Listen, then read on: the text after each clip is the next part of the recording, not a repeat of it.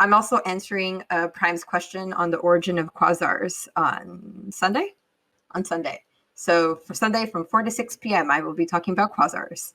And yeah, we also post a lot of cool pictures of textbooks. There was one of me licking a quantum textbook. I know you want to see it. Nope. Come to my Discord. But is it pronounced quasars or quasars?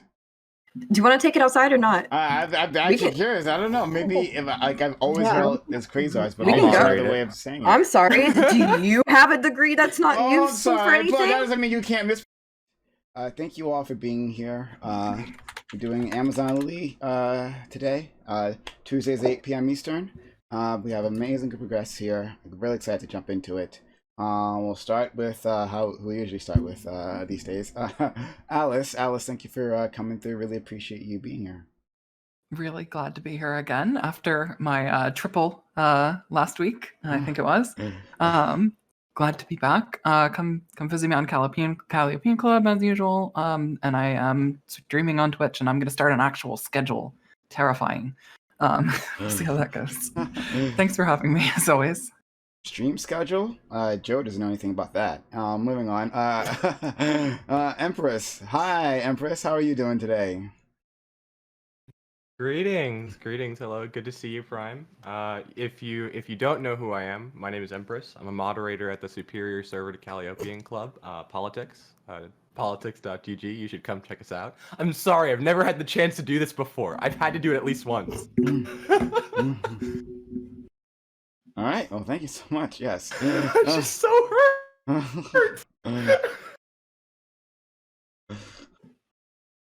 All right. Well, that was great. Robo Jack, back here once again. Thank you for coming through. Were you also on the Primetime Royale this last week? I can't remember. I was not. I can't remember anymore. But you were. If I was, I would have won. Oh, well, there you go. But we need to have you there, definitely. How are you doing today?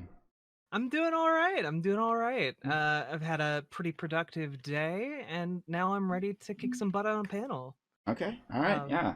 We don't eliminate people here, though, right? You know. I know, but I'm still gonna kick butt and take names.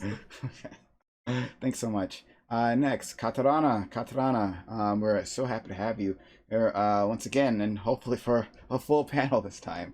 How are you? Excuse you. Last time I was on this, I was here to hold time. I'll let you know. And if you have a problem with colored people time, then take it outside. Okay.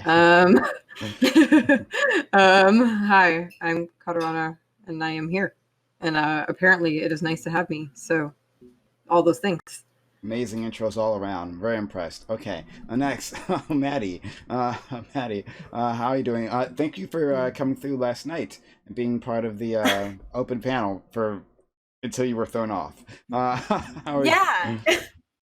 It was. I'm doing good. I'm admittedly a little tired after last night, but I'm excited to be here. I love this panel. And yeah, it's gonna be a good one. Next, Pastel Dallas. Pastel, thank you for being here, our former stream queen. Pastel, how are you doing today? I'm doing okay. Just reading over these articles. They're pretty interesting, so hopefully we'll have like a productive conversation today. Well, we normally always do, so that's not really a worry. And that everyone, I'm gonna chill every time I'm on here. Go get involved in your local political scene.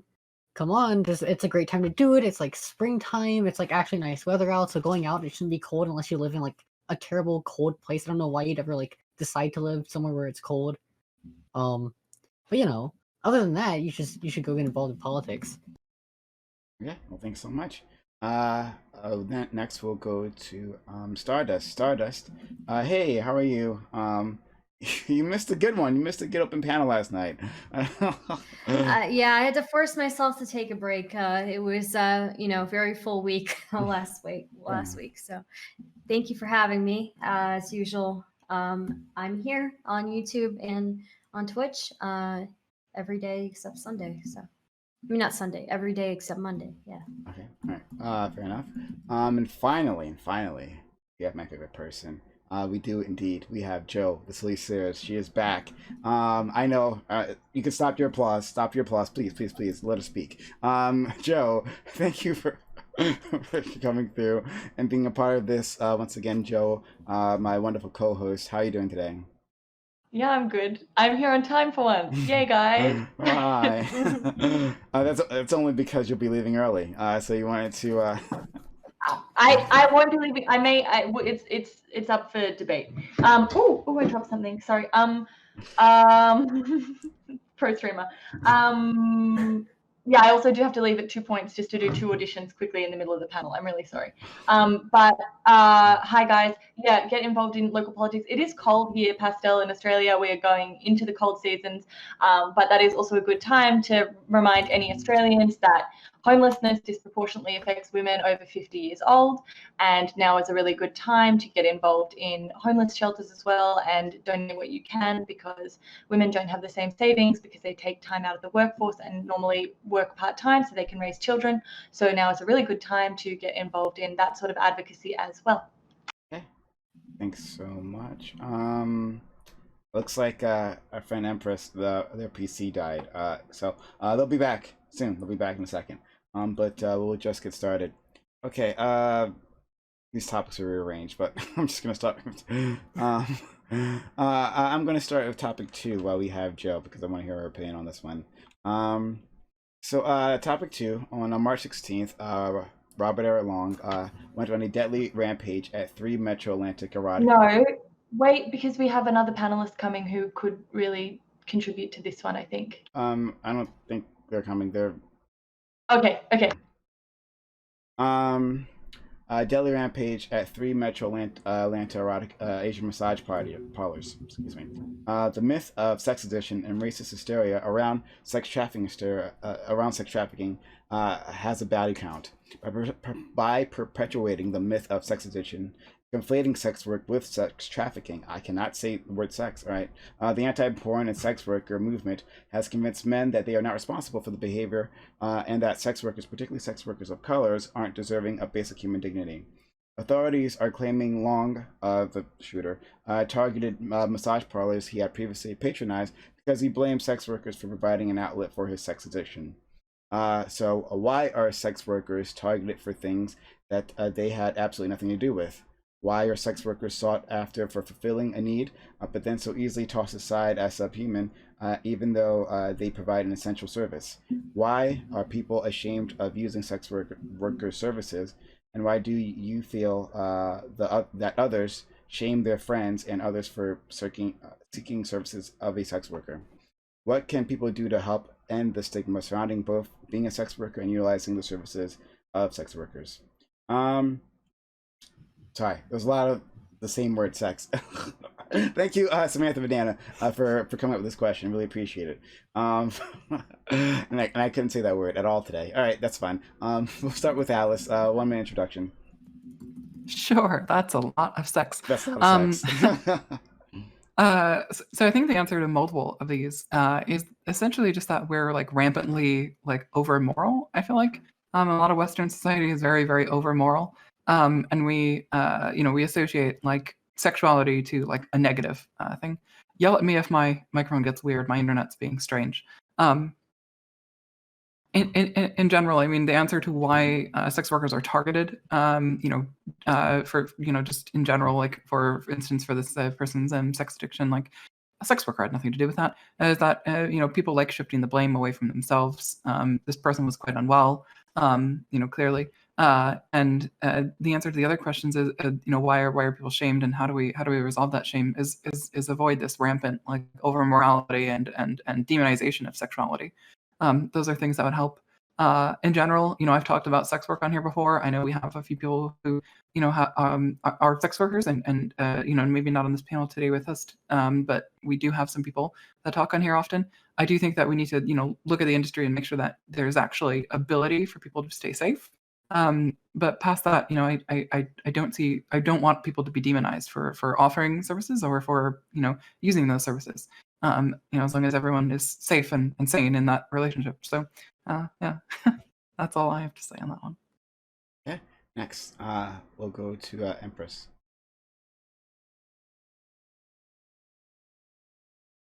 If you're talking, you're muted. We can't hear you anyway.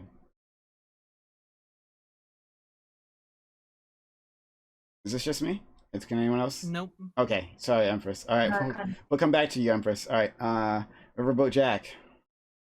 Yeah, I mean, so I think that first of all, like when we take a look at like sex workers being targeted for these things, I think it's drawing on very, very old prejudice that's deeply ingrained in the patriarchy. I mean, you can take a look at like the old idea of like the Madonna and the whore kind of like expectations, right? Like women are temptresses. It's not the rapist's fault if you get raped. It's your fault for being you so gosh dang provocative with your dress. You know, like it's those kinds of mentalities that lead people, and not saying that this is necessarily exactly the same, but it's the same mentality that lead people to blaming sex workers for like, oh, you seduced my otherwise God-fearing husband or something like that, you know? And this is, by the way, not just like ingrained in society by patriarchy, it's also co-opted by people who have axes to grind. A big example, John Doyle put out like a 90-minute screed against pornography and like the porn industry and like the workers in the porn industry, basically conflating like sex work to like supplying an alcoholic with alcohol or like a drug addict with drugs. And so like these kinds of ideas get deeply ingrained, and it turns people towards pointing at essentially sex workers as if they are some kind of dealer, like they're sex dealers. And if we just get rid of the sex dealers, we'll stop being so gosh dang addicted to sex. And so, yeah, I think this idea really seeps into society. And furthermore, people are ashamed of using sex workers because they feel like it belittles their ability to get sex via other social means, which is looked down upon in society, and seen as less than masculine, for example, even though a lot of women use sex workers too. So yeah, okay. Thank you so much. I really appreciate that. Next, Katarana. Yeah, I think we live in Hello? a society. Oh wow, I'm. we live in a society. I think we live in a world in which. Can you not hear me? No, now we can. You We can hear go you. ahead, a little hiccup. Go ahead. Okay. Sounds You good. cut out for a Okay. second. Yeah, I think we live in a world in which, for some reason, there's an obsession around making sure that as few things go into holes as possible. We don't care about what the things are. We just care about the holes. I don't know why. I guess like men can literally go around slam bam, thank you, mamming everything that walks on the street, and everyone's like, wow, you're so good. And then, if, for some reason, it's just the holes that everyone cares about. We need to keep the holes clean. I think it's really weird. Same thing goes for male sex workers. I feel like there's a stigma around male sex workers that are taking in the penetration rather than doing the penetration. It's really weird. I don't know why we're so obsessed with caves and caverns and holes, but it would be very nice. I don't get it.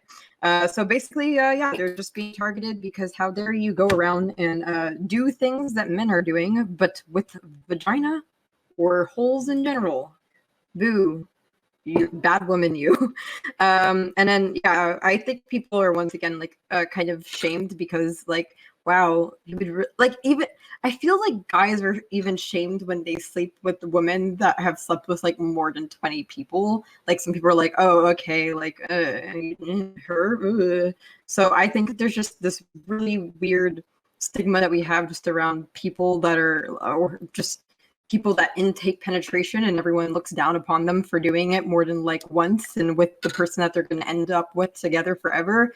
And patriarchy bad. Have a good night. Okay. Next, Maddie. Yeah, so there are a number of different factors that make sex workers prone to violence. It has to do not only with our own, especially in this country, our own puritanical roots, where anything related to sex or pleasure seeking is seen as immoral and a negative. But also, the idea that they deserve it, or that, well, if you didn't want to be have violence happen to you, then you shouldn't have been a prostitute or a sex worker or anything. Like, there's that mentality that's so pervasive in this society. And I attribute it a lot to, again, our puritanical roots of this like mindset where you're either just or bad. I think someone already mentioned the Virgin Mary or the Madonna. So we deal with that, and that stigma increases the violence. I mean, various studies have seen a correlation between anti-sex work rhetoric and this this other rhetoric. So anti-sex rhetoric that sees street-based workers as a nuisance or threat to public order, and then an increase of violence against those workers, as if them merely existing and trying to survive is somehow a threat to public safety. So this like false correlation between the two also not only increases violence against them, but then puts systematic things in place to prevent them from actually seeking help when they encounter violence. So I think there are a number of different factors, and I'm excited to hear what everyone else has to say about this subject. Stardust? Yep. So I'm gonna give something that's probably gonna make a couple of people a little bit upset, but I would say this is in Western or in Eastern cultures, religious fundamentalism and the remnants of religious fundamentalism within our society that we've used to like form a lot of laws, and our common opinions on certain things are largely responsible for how much weight we put on purity and chastity within women's, like just how women should be, basically. We also accept the idea of women being lower within society because of religious fundamentalism and the ideas that we get from religious fundamentalism. And then men are angry about their inability to control their urges. And as they've been taught by society, they shift the blame to from themselves to the woman that they have used to satisfy those urges as temptresses. I mean, like the earliest religious stories are always about women being temptresses and women, being bad influences and things like that. So. Okay, let's try Empress again. Yeah, I was actually saying when I came back and my mic wasn't working, I'm a professional streamer because my PC restarted right at the start of stream. So I'm just on a roll today. But yeah, no, I pretty much agree with what everyone on the panel has said so far. And I can kind of hear the creaking nods in the audience of these leftists who think they're very woke and think that while they're citing Marx to defend class politics and feminism, they're doing a great job. This is not a right-wing issue. This is not just a religious fundamentalism issue. This is ingrained in our society. This is ingrained in our philosophies. Marx himself used the image of the whore and the prostitute and the harlot as images of chaos being caused by capital, right? So if you're on the left, right, and you're watching this right now and you're nodding along and you're citing Marx, you should probably think about what you're actually citing. This is very much ingrained into a lot of foundational texts. This is ingrained into a lot of foundational, what I'm going to call pseudo-moralities, right? People think that sex work is just going to go away because you solve economic issues, and that economic issues are what drive sex work, and it's just people being exploited. No, right? People can choose to do sex work. There are many people who end up in sex work because of economic circumstances, right? These can both simultaneously be true.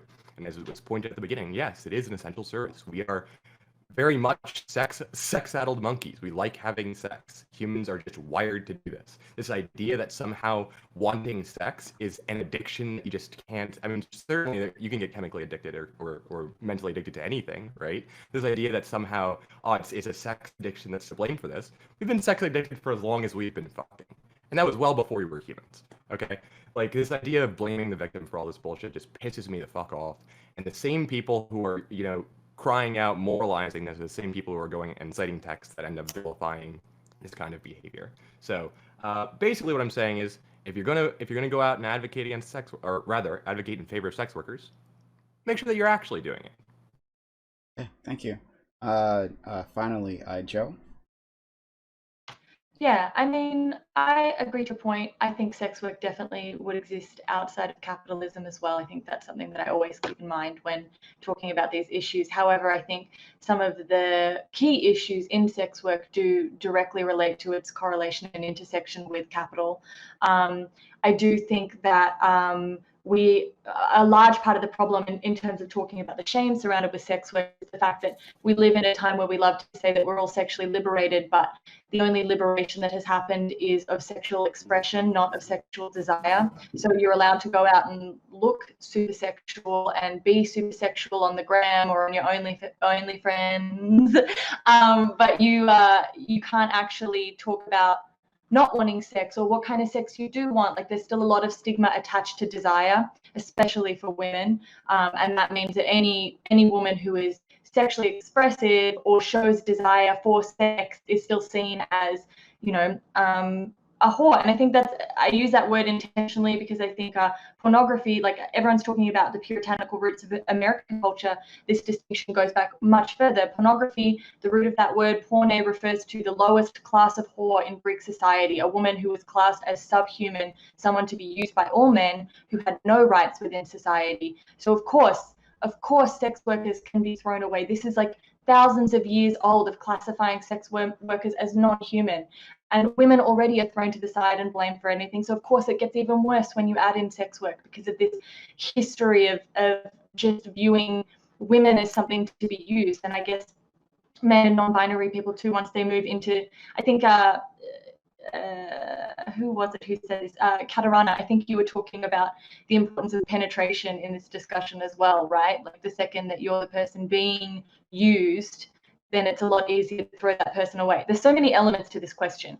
In terms of the actual event itself, it's a key example of intersectionality because you do have class, race, gender, and occupation all coming in and informing one another. Intersectionality being, of course, the method most usefully. So saying like, anyone who's like, oh, this isn't a race issue, sure, but the fact that people of a certain race tend to stay in a certain class when they're immigrants and tend to work in certain occupations, that then informs how people in society see people of that race more generally, informs how the media presents them.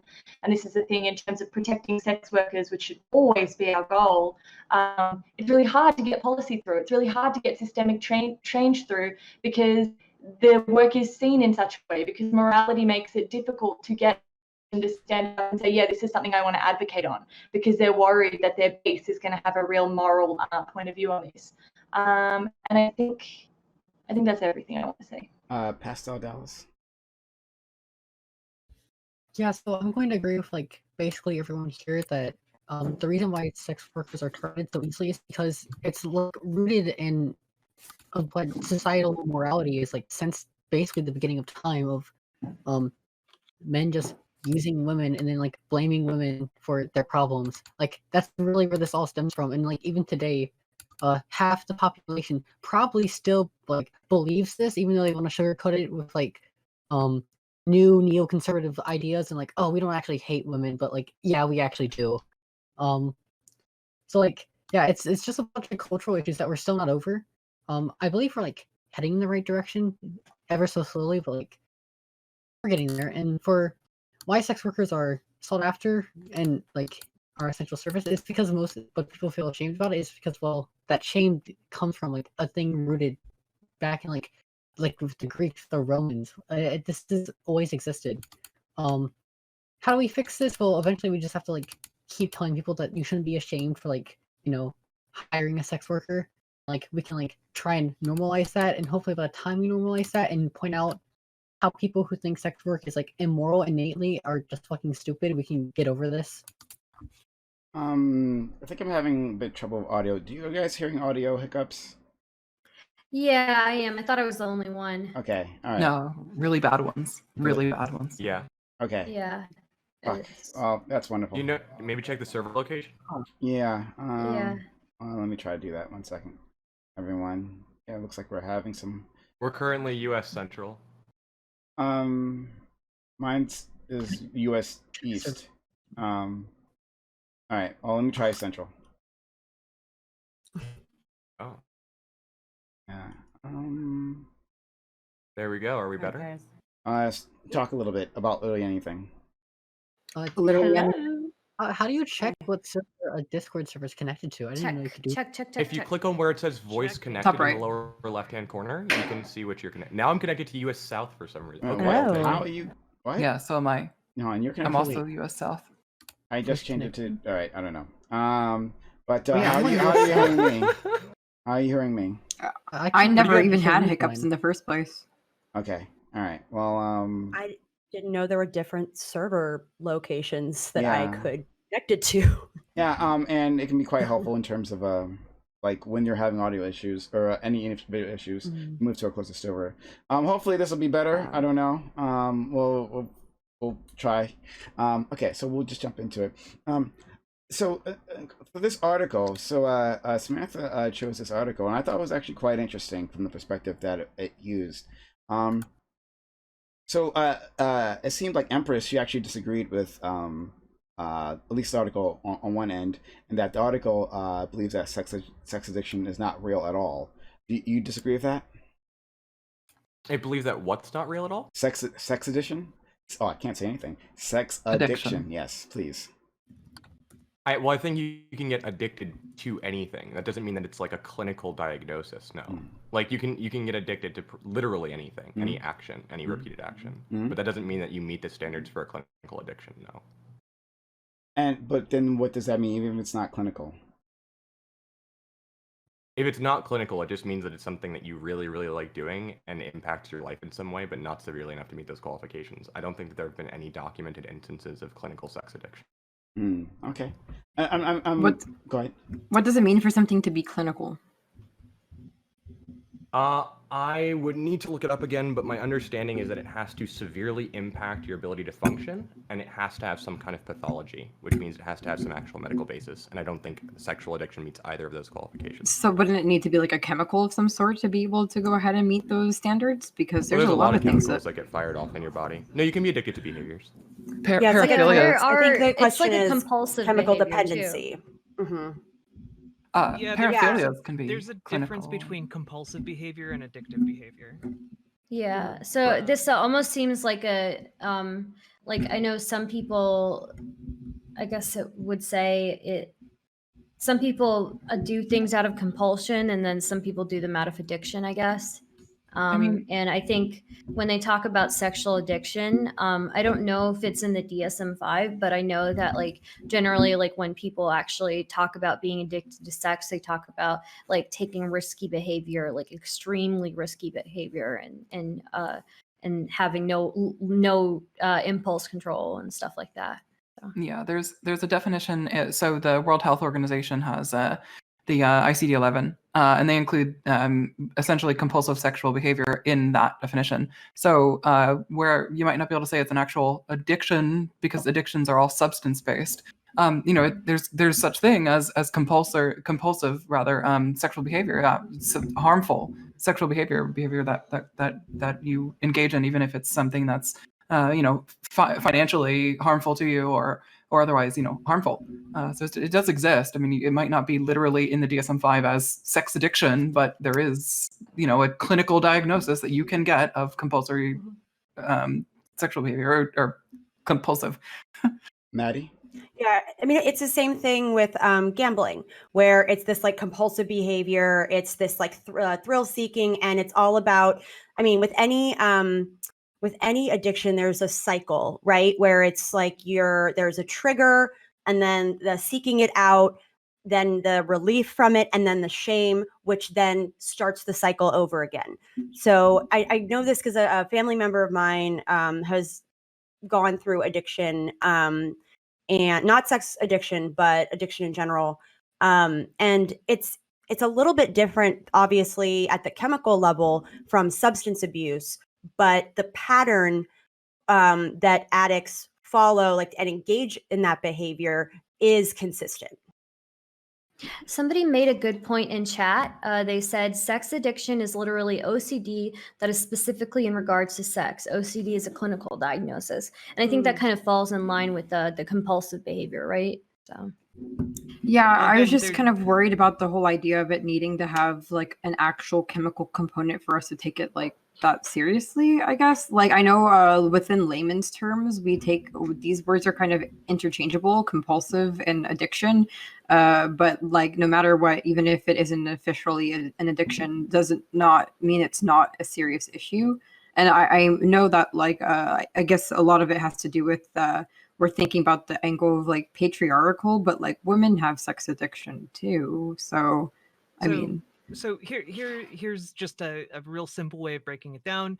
Compulsive behavior is basically you feel an urge to do something, versus an addiction is you need to do something in order to feel blah. So it's a very slim difference, but it is a big difference when we're talking about this specific issue. I think in regard to this specific issue though as well, it's interesting because it's like it doesn't need to be a formal diagnosis or an actual addiction as far as I'm concerned. In terms of like, what if someone is just depressed and the only way they have to cope is sex, and they feel that they become addicted in layman's sense to seeking out sex as the only way to feel good about themselves, and then they create some sort of resentment about that coping mechanism, and instead of seeking help because they're so shamed about the actions that they've been taken, they decide to kill a bunch of women. I think the addiction is like a side thing that relates to how the media wants to frame the issue. I think the actual issue is like, why are we at a stage where like there are things that you feel like you can't seek help about? And I think this is a men's issue, to be honest, because I think women are a lot better at seeking help. I think very much so. Yeah, so like why is it we're still at a point where seeking help for any kind of weakness is such a big deal that it's literally an easier option to commit mass murder than see someone for a fucking problem? So this particular shooter, from what we understand from what his roommates have said, was actually seeking help. So I just want to put that out there.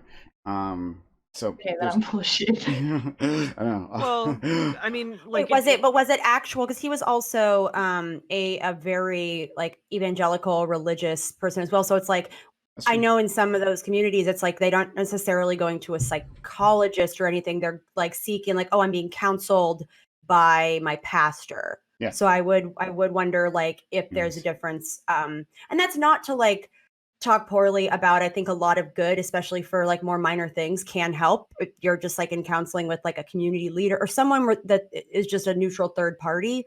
But for something as serious as if it's a true sex addiction or compulsive behavior, like I don't know if I'm just curious if we know, but That's I a good imagine question. that we Yeah, don't. we don't. Yeah, as far as I know, I don't know exactly, but I wouldn't be surprised if it was like just a church, or pastoral services.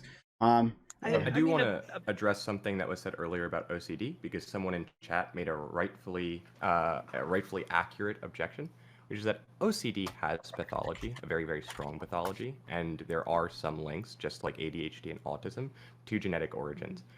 So be very careful when comparing things like sex compulsive behavior to things like OCD and things on the obsessive compulsive spectrum generally, because things on the obsessive compulsive spectrum are there for a reason. They have very, very strong pathology. They have a very, very long understanding in science, whereas sex addiction has a very, very troubling history when it comes to the actual underlying science of it, because of politically motivated actors and politically biased actors. And there is no sex addiction gene, right? That's just not a thing that, as far sorry, as I Maddie, know, we get a lot of background noise from you. Sorry, just Could wanna... I sorry, object to that? Because if there's alcoholism that can be running through your family, why could it not also be genetic? That it sex could addiction be, could but also... we don't currently have any evidence for that. It's But this is what I mean. This is why we should move alcohol away addiction. from We have identified pathologizing. we have identified genes that are linked to alcohol addiction. So is my point. I didn't mean to distract us completely with this one point. I just thought it was a quite interesting framing by that article that we had read.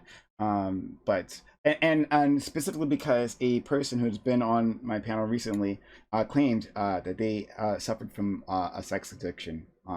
So I was curious as what your thoughts on this, but I think there are a lot of other threats to this question as well.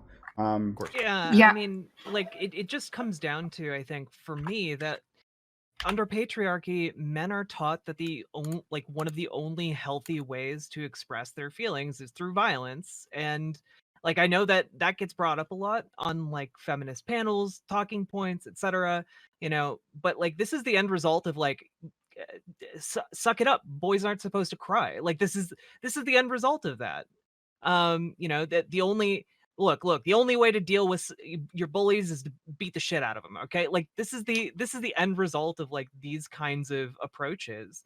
And frankly, it's not surprising to me that a lot of men, when they hit a point of frustration, find their point of action in going and murdering women. And we've seen this repeatedly, time and time again. It is not limited to just sex workers. It is usually just targeting women. We saw it all over the place, and this is literally one of the reasons Elliot Rodger is like held up as like a hero in like incel communities. Let's go. Sure. Yeah. Let's go to Pastel, Maddie, then Joe. I just found a paper that says that in the abstract that there seems to be more of a link to hypersexuality actually being genetic, and that while there's little research on it now, that people who are currently doing this research is like heavily betting, or not betting, but are heavily like saying that if there is more funding put into this, we will find that it is linked to a genetic thing. And I can put the research paper in the Twitch chat now. So I think this is like definitely a legit like thing that exists. Yeah. So and another part of the problem, and again, I don't want to get too sidetracked on like whether sex addiction is real, because there's lots of things to be talked about this. But like another thing is that this person was like heavily, and we're getting a lot. If you can mute yourself, Pastel. Yeah. Sorry. No problem. Like this person was heavily religious, and we could see, I don't know obviously, but we could see this person being told that his urges, his maybe normal urges, are, you know, dangerous, right? Maybe it wasn't anything greater than what anyone else does, right? The nominal person watched a nominal amount of porn, well, who knows, but and he was told it was an addiction. So like it's very hard to tell. But I was just curious about that for me. But anyway, Maddie. I think another thing that and this goes back not necessarily to like whether or not sex addiction is real, but one of the things that will drive that certain behavior is if someone has a condition like bipolar disorder or other, even ADHD, because a side effect, especially with bipolar disorder, when you are in a manic state, is that it encourages, or you actively seek out like what's it called? Just risky behavior, because you are very compulsive. And so I know for a lot of folks, that is the impetus for them to sort of go out and maybe engage in certain things that they otherwise wouldn't. But because they are in this sort of different state of mind, that's what drives it. With, again, a family member, that's what perpetuated their cycle of addiction a lot of times, because they are bipolar type 1. So that is something to consider. And I also think, Prime, I agree with you. It's really hard to ignore the like religious component to it, because what this does, and we already have this in our society, but it's this immense feeling of shame for natural urges, and this sort of condemnation that you have to repent for even thinking about something that's not pure, or that isn't in line with their Christian values. And so I think that just compounds any shame that someone would naturally feel if maybe they went out and did something that they aren't ashamed of, or were acting impulsively. And then to compound that with like this feeling of like damnation, or, you know, having to repent, it just is kindling on the fire. Yeah, like when the cost is like your eternal soul, and you feel like just overwhelming shame for the things that you've done that are, you know, really relatively fine and natural if it's all consensual. Like, yeah, a lot of people are going to react extremely poorly to that, you know, in themselves. Joe. I mean, this is where you and I have some contention, Prime, and like this is where sometimes I think my views sound moralizing, and I don't mean them to, but for me it's this issue of men's violence as a something that has not properly been resolved and addressed, and how that intersects with sex work, and how that leaves sex workers particularly vulnerable. Because sex work is inclusive of, though this is not true of the totality of sex work, it is inclusive of a system that allows people to pay for the injury or violation of another human being. That is possible within sex work, even if the person being violated or injured is consenting. It's something you can pay to watch. And I think it means that people take harm to sex workers less seriously. I think it means it is harder for sex workers to get safety in policy, or their safety concerns taken seriously by those we currently turn to in our system to keep us safe. I think it's a really unfortunate intersection which proliferates out into wider society, that you can have this sort of thing happen and people take it less seriously than they'll take a different shooting simply because sex workers are the victims. Can you elaborate a little bit on like harm even with consent? Yeah, I mean, I'm not talking harm in terms of like that person themselves may be consenting and not feel like what is happening to them is something that they object to. I think a lot of people get off on some quite rough play, which is fine. That's your right to do it. But what I'm saying is sex work provides a world in which other people, viewers, can pay to observe this kind of action, and that can, I think that changes not so much. I'm not talking about, oh, porn affects how wider society sees women, although that may be something that I personally believe. I don't think there's any evidence for it, and I don't hold that view politically. But I think that if the super moralizing people, right, see sex workers and see like hardcore BDSM play, and they see people paying or consenting to quite a lot of harm happening to them, it creates a world in which when actual harm, non-consenting harm happens to sex workers, people take it less seriously because that harm already exists in that world. Isn't that more just a misunderstanding on the part of the viewer that we could clear up through like better education? 100%. But what I'm saying is like, that's my issue, is that I think sex work and men's violence create an incredibly dangerous situation for sex workers. I'm not blaming sex workers or sex work. I'm not moralizing in any kind of way. That is what I'm saying I'm sometimes misinterpreted as doing. I'm saying the environment created when we have a culture of male violence and a culture that says that women who work in sex work and do things like BDSM, you can hurt them, that's fine, violate them, injure them, whatever the fuck they want it. That's what they do. Yeah. You're creating an incredibly toxic environment where wider society doesn't take violence against sex workers seriously because they're viewed as wanting it or okay with it. So what's your prescription then, Joe? This is why you like to talk to me about this, because I don't know. And I'm unfortunately like, I will die to support the rights of sex workers, but I do have a troubling relationship with sex work itself. I don't know how we fix sex work under capitalism so that it doesn't proliferate harm against women. I really don't. I think women's liberation and sexual liberation more generally needs to occur, and that means the liberation of desire, not just expression. That means that we are liberated to want things and feel things instead of just show things. But I don't know how we do that in a pragmatic sort of policy-based way.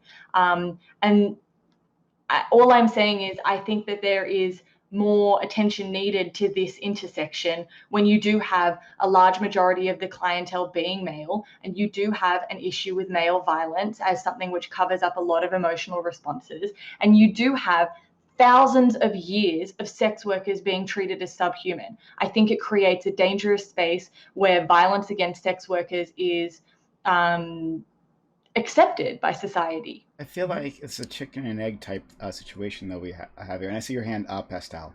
I think it's a chicken and egg type situation. Like, is it that sex work is causing this, or maybe is it that simply that they're women, right? That women are... Yeah, I didn't say sex work was causing it. I said it creates a toxic environment where the two things meet. Well, I think that sounds indifferent. Yeah, it sounds the same, like the exact same thing. But I think we can change the environment by just improving education, especially when it comes to consent. We know that we can introduce the concept of consent from a very, very early age regarding even toddlers, what consent is regarding their bodies, and being able to enforce that throughout education. I think has massive implications for how people treat sex workers, right? Well, Like I when hate you understand, I think consent is a bloated term that has been stretched to cover way too many things that should be considered in the sexual interaction. And I think that sex now means respect and reciprocity and pleasure, when really consent literally just means, am I consenting? And I think much more needs to go into sexual education than just consent. I'm just gonna say all my homies love seems consent. it seems like the main issue that you're referencing is that people watch like BDSM and misinterpret that as being open consent for anyone else to do similar activities to them at any I time. also don't know what BDSM which has is to do not- with it. Which is not what consent is typically about. I actually think BDSM is one of the healthiest areas of porn and sex work. I didn't mean to bring BDSM in because I'm not actually talking about BDSM. I'm talking about like rough amateur stuff or like other kinds of like weird crossover bits of porn or sex work. I'm not even talking about people who watch it. I'm talking about people's perceptions when they don't watch it. I'm talking about people who are not in the world of sex work, who are not in the world of pornography, who are not watching cam girls or anything. I'm talking about people who have no exposure to it and create mythologies in their mind about what it means to do sex work. Well, where do those mythologies come from, right? They come from primarily white cis male writers' rooms in pornography. They come from the sex work industry being forced into the reaches of society because we have quote unquote legalized frameworks that are really just illegalization masked as protecting sex workers, right? This has nothing necessarily to do with the sex work itself. It has to do with the actual problems with the industry that aren't being addressed. It's not just a mythos. This is the reality. The reality is that they are being pushed into society. The reality is they are often being pushed into uncomfortable work that they don't want to do. The reality is that pornography is an industry that is literally meant to push cis white male fantasies. It's what they said. It's what they're selling. That's their goal, right?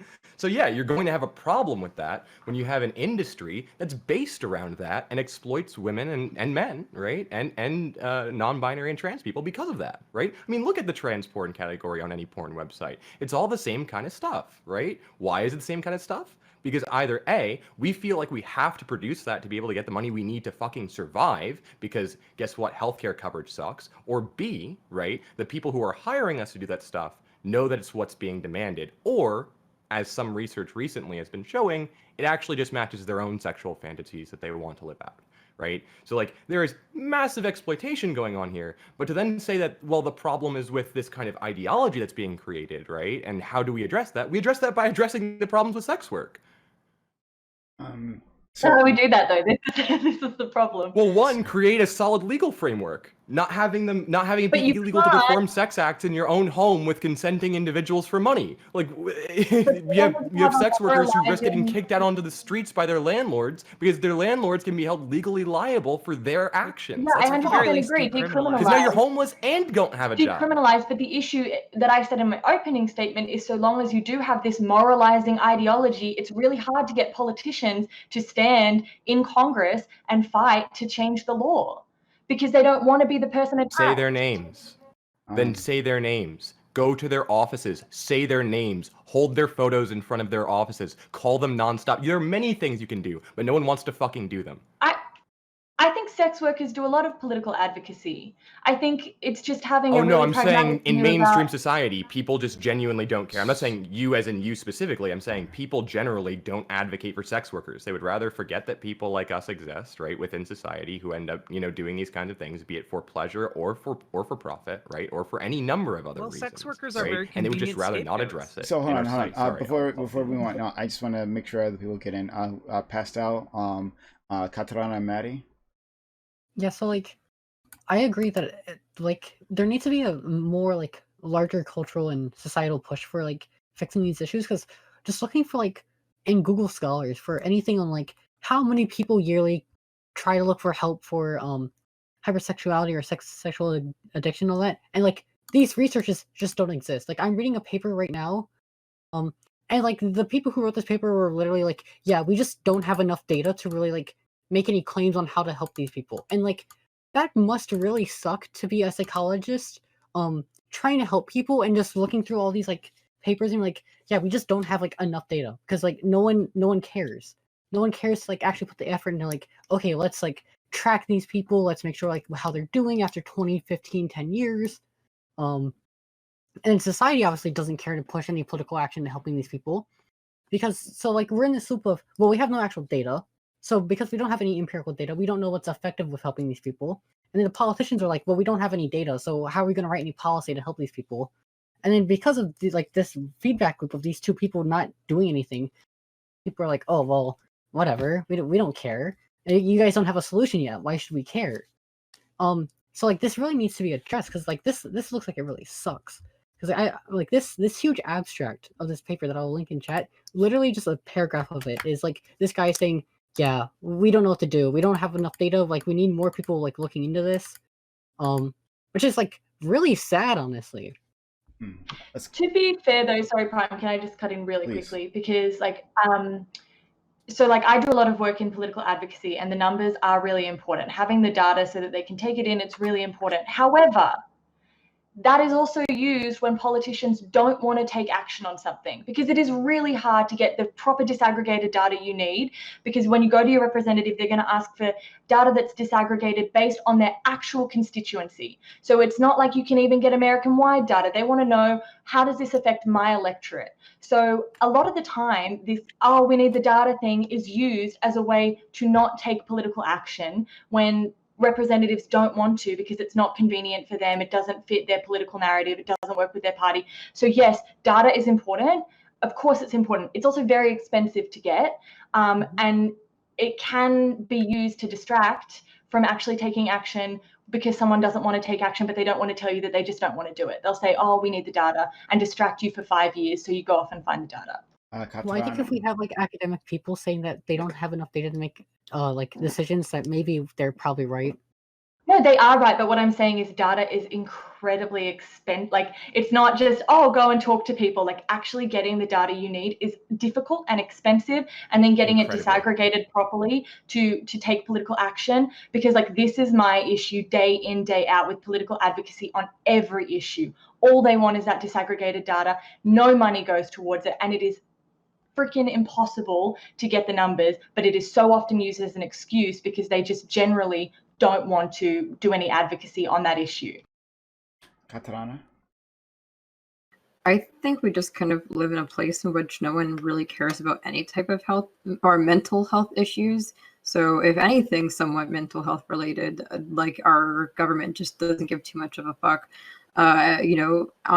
Even on a day-to-day, people will take the fact that I can't do things due to vertigo a lot more seriously than I can't do things because I'm depressed, even though depression is the one that ruins my life the most. So as long as it's something that, can I see your sex addiction on your body? No? Well, sucks to be you then.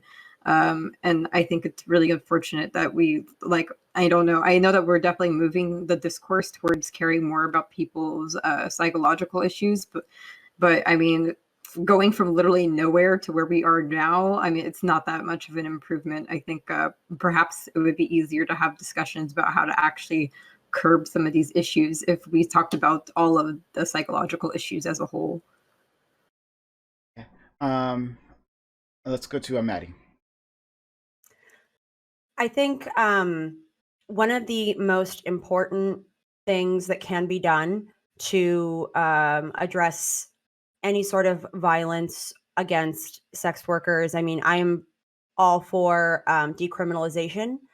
Granted, I know there are a lot of political barriers to making that possible because of the stigma against it. However, I really think that the reason we see violence perpetuated against sex workers in a lot of instances is because the people doing that violence, which is more often than not men, they know that they likely won't see repercussions from it, because sex workers can't go report it. They won't go report it to the police because they then risk being criminalized themselves and being arrested when they're trying to report on the violence being done to them. They know that, a lot of these workers are already being exploited in some cases, not in all cases, but in some cases, and so they use that as a manipulation tactic, and it's this like power dynamic, and it's fucked up, and it reinforces the patriarchy. And I think so much of this could be avoided if those committing violence knew that they would see repercussions from committing violence. That's like it. I think the larger issue, and I know Joe has touched on this, is violence against women, and violence against like that sort of like toxic masculinity where they conflate violence with power. But I think in this particular instance, the fact that it's still an illegal thing and criminalized, that provides additional cover for abusers and for those who are committing violence. I just want to take a minute to discuss the difference between criminalization, decriminalization, and legalization, because legalization doesn't necessarily fix a lot of the problems here. So decriminalization means decriminalizing the act itself, whereas legalization means implementing legal frameworks for said action to take place. So for everyone knows about the conversation surrounding marijuana, so maybe an analogy for the audience here might be, we can decriminalize marijuana without having stores that you can go to buy marijuana, right? This doesn't mean that distribution has suddenly become legalized and you now have these frameworks through which to purchase it, right? So we live in a society where in many states where sex work has been decriminalized, it's still being viewed as exploitative. Right? So because the industry is viewed as exploitative, they don't legalize it and implement legal restrictions around sex work rather than criminalizing the acts. The example I gave earlier in the conversation, which is really relevant here, is that if a landlord is leasing a property that is being used for sex work, they can be held legally liable for this, right? Now, if you look at that from the side of the sex worker, this means that their place of work and place of residence can be taken up from under them at any second if they get found out. Which means, like you're saying, right, even in this decriminalized framework, they have incentive not to report crimes, they have incentive not to tell people what they're doing, they don't have a safe way to operate within the society that allows for the regulations to be in place for them to be able to do that. Now, there are problems with legalization, right? You're giving a significant amount of power to the state and or federal government in terms of regulating the industry, which is going to be very difficult to get away from, which is like totally the opposite of liberation. But if we're talking about safety and protection within the current system that exists, we need legalized frameworks. Decriminalization is not going to work in the current state of the United States. It's just not. It hasn't historically. But do you think that legalization, or sorry, I was just wondering if you think in this specific incident that different legalization or like what kind of legalization would have prevented this from occurring? Well, for example, right, this was someone who was a known variable, right? This was someone who had been utilizing sex services in the area very frequently and was known to have a history, like have some history of potential violence, right? Like they knew who this guy was, right? So, for example, if you have a legalized framework, you can have people who are frequently using these services kept track of and ensure that you're creating a safe way for people to interact with sex workers while also protecting the anonymity of the sex workers. You can have systems in place for if things start to go wrong, right? You can protect the sex workers, have ways out. Like there's so many different things that come along with legalization that are just completely like anything you can like regulate basically comes with legalization. Any kind of regulation. But personally, I would lean more towards less regulation in that regard, even if we do legalize, simply because I don't want to restrict the freedom of sex workers, because that's one of the also potential alternatives is that you regulate it into the point where no one can operate safely, or there's significant barriers to operating safely, and that's also a problem. I totally so I just want to like say like I hadn't considered that. So a few weeks ago I think we had a discussion on legalization versus decriminalization, and I genuinely hadn't considered like with decriminalization how like there could still be legal liability on people like landlords and others that would potentially like have a negative impact on sex workers. So like you just kind of like blew my mind a little bit, and I'm like trying to let it sit and see how it adjusts like the way I think about this, because I think that's so important. And yeah, it's kind of like in an ideal world, I'm marijuana like- decriminalization would be all you need to do, right? But when we live in a world where employers can, discriminate against you for using medical marijuana, even if it's decriminalized, well, then guess what? I have trouble getting a job for something I can't control, right? So there is a distinct difference, and decriminalization just doesn't seem to be far enough in the current system. Let's go to Katarina and Jack. So you said that you could regulate it into a place where it's like that sex workers aren't or like wouldn't be able to. Could you explain like what kind of regulations you could add into the point that it becomes? I'm not sure. I'm using Yeah, the sure. wrong So, word. I know. for example, in I believe it's Nevada, but I could be getting the state wrong. They have a pretty highly regulated like sex work industry.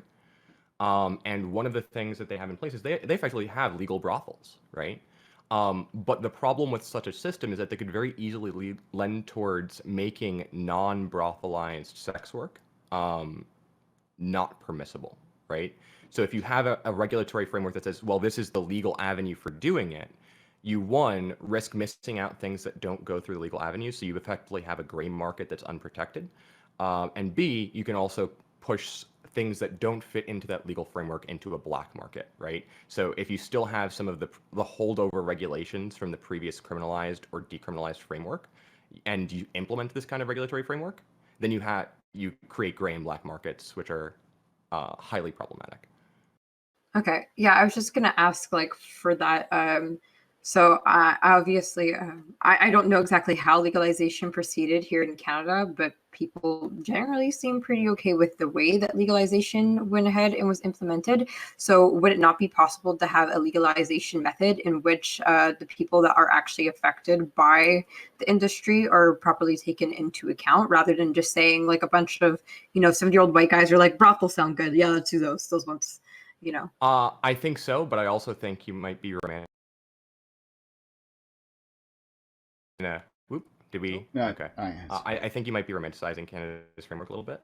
I have friends who are sex workers in Canada that say that there are still some problems with it. Oh no. I'm really talking not about to go I'm into talking about the specifics, like, one thing legalization that of does come weed, to mind. not about sex work. I know the sex work. Oh yeah, no. Yeah. Your legalization Sorry, of no. weed is pretty okay. Yeah. No. The But like sex then worker again, right? It drives up situation costs, it sucks. drives up other things, right? So there are distinct effects of regulation that have to be taken into account. And Canada in particular has an extremely massive gray market for weed, massive gray market for weed. And I'd argue probably most Canadians who consume weed, I would be willing to bet, are consuming it through the gray market, right? So what does this mean? Well, if the gray market's safe, that's fine. If the gray market enters an area where it's unsafe, well, then you start having a problem, right? So like a gray market isn't necessarily on its own bad. It matters about all the other things going on in your society. And weed is a lot easier to just kind of have a gray market for and let it be than it is something like sex work. But the dangers of a gray market for weed, right, is you wind up with things like vitamin E acetate being used as thinners in vape cartridges. And now you have people who are getting lung diseases that they should have never gotten within the legal framework because it would have been illegal to use those additives, right? So it doesn't matter how you implement it. There are problems that can come about. The thing is being mindful of those problems and ensuring that you're doing the best for everyone involved. Yeah. Let's go to Jack. So first off, if we're going to talk about legalization, I think the best kind of caveat for legalization is, and that would prevent a whole lot of harm, would be that contingent on being legalized is that if you are a sex worker, you have to engage in the trade via sex worker co-ops that are democratically run by sex workers. I think that would solve a whole lot of my concerns with legalization. Same here. Specifically, I brought this up before. I don't want to wind up like I am a sex worker. I don't want to wind up working at like a Amazon brothel, like where they ship you and like you have to pee in bottles or whatever. Like I don't want that to happen. That sounds awful. And I do think that like coming back around again, like one of the biggest things that we can do to make because I think Epirus brings up a lot of really good points when it comes to like where are we as a society, like when it comes to like even getting decriminalization, right? One of the big things I think that would help us get to decriminalization or legalization would be to improve education, specifically sexual education, specifically education revolving around consent. Like we know there are all kinds of really good benefits of educating even young children about sexual consent and what sex is. Less children being sexually abused. These are tangible, well documented benefits of doing this. And I think that if we raise generations of kids with that information, with that curriculum in mind, that we can reach a point where we're as a society willing to talk about, uh, sex workers as human beings. Frankly, as a sex worker, I can tell you we're nowhere near that yet. Okay. Yeah. Let's go to Pastel. Then I'm gonna try to maybe move this conversation to a different direction. Go ahead, Pastel. All right, so for the legalization and decriminalization aspect, the portion where you can hurt landlords and stuff comes from actually the Nordic model or the neo-abolitionist model, which isn't the only model that exists. There are definitely other models we can use for decriminalization, which might fix your issues. This is something I've done a decent amount of research into. So yeah, it's not like the end all be all that all models have to be like the Nordic model, because the Nordic model is actually just really bad. Canada uses that model, so does well, obviously the Nordic countries, Sweden, Norway. But you also have just abolitionism. You have the straight decriminalization, which has a couple offshoots of how countries' legal code specifically does it, and then obviously legalization has tons of different ways you can legalize it and implement law. But yeah, there's tons of variety we can do to push this on within a legal system and basis to make this a better way to protect sex workers. So yeah, I think that's a good direction we could be heading towards. Yeah. Okay. I want to kind of move away from the legalization and decriminalization talk. We already had that conversation. It was a contentious one. It was a super contentious one. But there's a lot of different aspects to this specific incident that happened. So something that the article that we were looking at brought up. And I can't put that article in chat because I'm not sure if Twitch would be okay with that of that specific site. It talked about whether those massage parlors were actually involved in sex work, right? And I guess part of that is how you define sex work. If it's an actual straight massage, can that be called sex work at all? But on the other hand, right, if we're taking the shooter at his word, right, and this was an outlet for his sex addiction, then it sounds like there could have been something going on there that's maybe a little less than legal. But one way or other, and I think as Joe was alluding to before, is that the media has kind of chosen to look at it through this prism that that this was a place of sex work. This has something to do with a sex addiction. So do we think that us, here far away from the situation, do we think that maybe it might be preliminary to say these massage parlors were dealing in sex work? And could this be colored by racial stereotypes? Because you know what, this is a sex work place filled with Asian women. So yeah, we could just make that assumption. So let's go to Joe, then Alice. Yeah, I was just going to say sex work covers such a wide variety of things. And this is always what I find interesting, right? Because I talk about when I say, I have some personal misgivings with sex work as an industry generally. I work in the entertainment industry, which is basically the same thing. And the line really overlaps a lot of the time. Honestly, what is the difference between me dancing around in my underwear for a film and a sex worker doing the same thing for their content consumers on their platforms? There is no real difference. And yet entertainers love to make this hard distinction and be like, oh, no, what we're doing, no, we're from the arts, we're artists, we don't do that. And I think it's really interesting because if I'm talking about, as I said, not a political stance, just a personal stance, how I sometimes have issues with how sex work proliferates a certain image of women, the same can be said very much of my own industry. In fact, you could argue that the entertainment industry does it worse. So I think the line between what is sex work and what is not sex work is an extremely fuzzy line. I think, the same thing could have happened. Celebrities get targeted all the time because they are the the object of someone's affection who they've never met because of a parasocial relationship, and that could be considered an addiction. And celebrities often get sexualized as well. So I think this is what I mean when I say it's such an incredibly interesting intersection, because it is race, and it is class, and it is occupation, and it is gender. It is Asian women who are probably immigrants working in massage parlors. So it is a concoction of all of these elements that create an environment where different kinds of hate really centralize and justify an action. Yeah. So, and there's so much more. I really want to engage with you on this, but one day we just have to maybe do like a one-on-one, because I think this is a really fascinating issue. And stop trying to dodge me. All right, go ahead, Alice. I'm not trying to. I just wanted to. I'm not trying to. I'm just playing around. I'm just saying it's not. It's not a position that I hold. It's just, and that's why I don't like to debate about it, because it's not something I think there are any justified for. It's just a feeling, and I'm going to be honest about it because I think that's where you have the best communication. And my feelings aren't something I necessarily like to debate on, because I understand that they're unjustified and ungrounded a lot of the time. Yeah. But I meant like in private, like a private talk. That's what I was going for there. Okay. There's nothing. Not everything has to be for my views. Okay. Not everything has to be for my views, but most things, yes. Alice.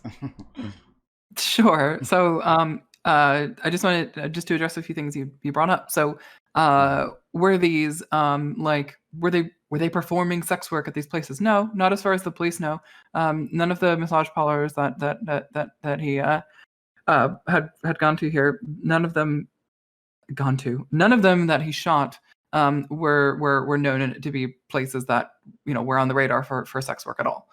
They were in a known like red light district, but they weren't known to be places of sex work.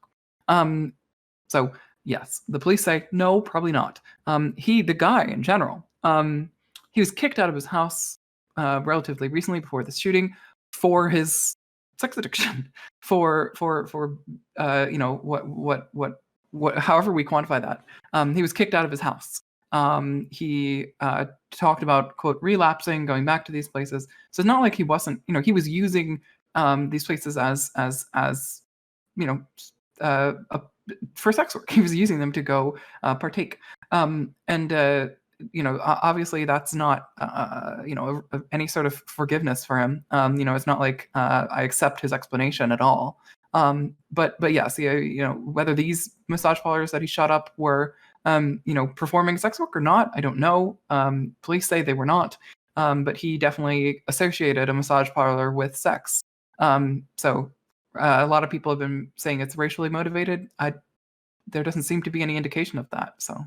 Yeah. So even within that, right? So he was kicked out of his house, but again, once you mix religion into this, like, why exactly? What was the threshold that caused him to be thrown out? Now, it could have been for a very good reason. I don't know. It's just like it's very difficult to make all these judgments. So yeah, maybe it was because this guy had a problem and it was interfering with people's home life, right? Like it could be a very good reason to throw him out, but maybe not. Maybe if we had been in that exact same situation with this person in our house, we might think differently about it. Okay, let's go to Katarana. Yeah, not saying that anyone above a certain age couldn't engage in sex work, but also all of the victims were like late 50s, 60s, and 70s. So I once again, I'm not saying that just because someone's older that they can't be a sex worker, but just like all of the people working in them were all over a certain age. So again, not disqualifying that, but also I don't know, like the other people that were just there getting the massage, it didn't really seem like it was for like any type of sexual reasons. So some people are just able to fetishize literally anything, I don't know.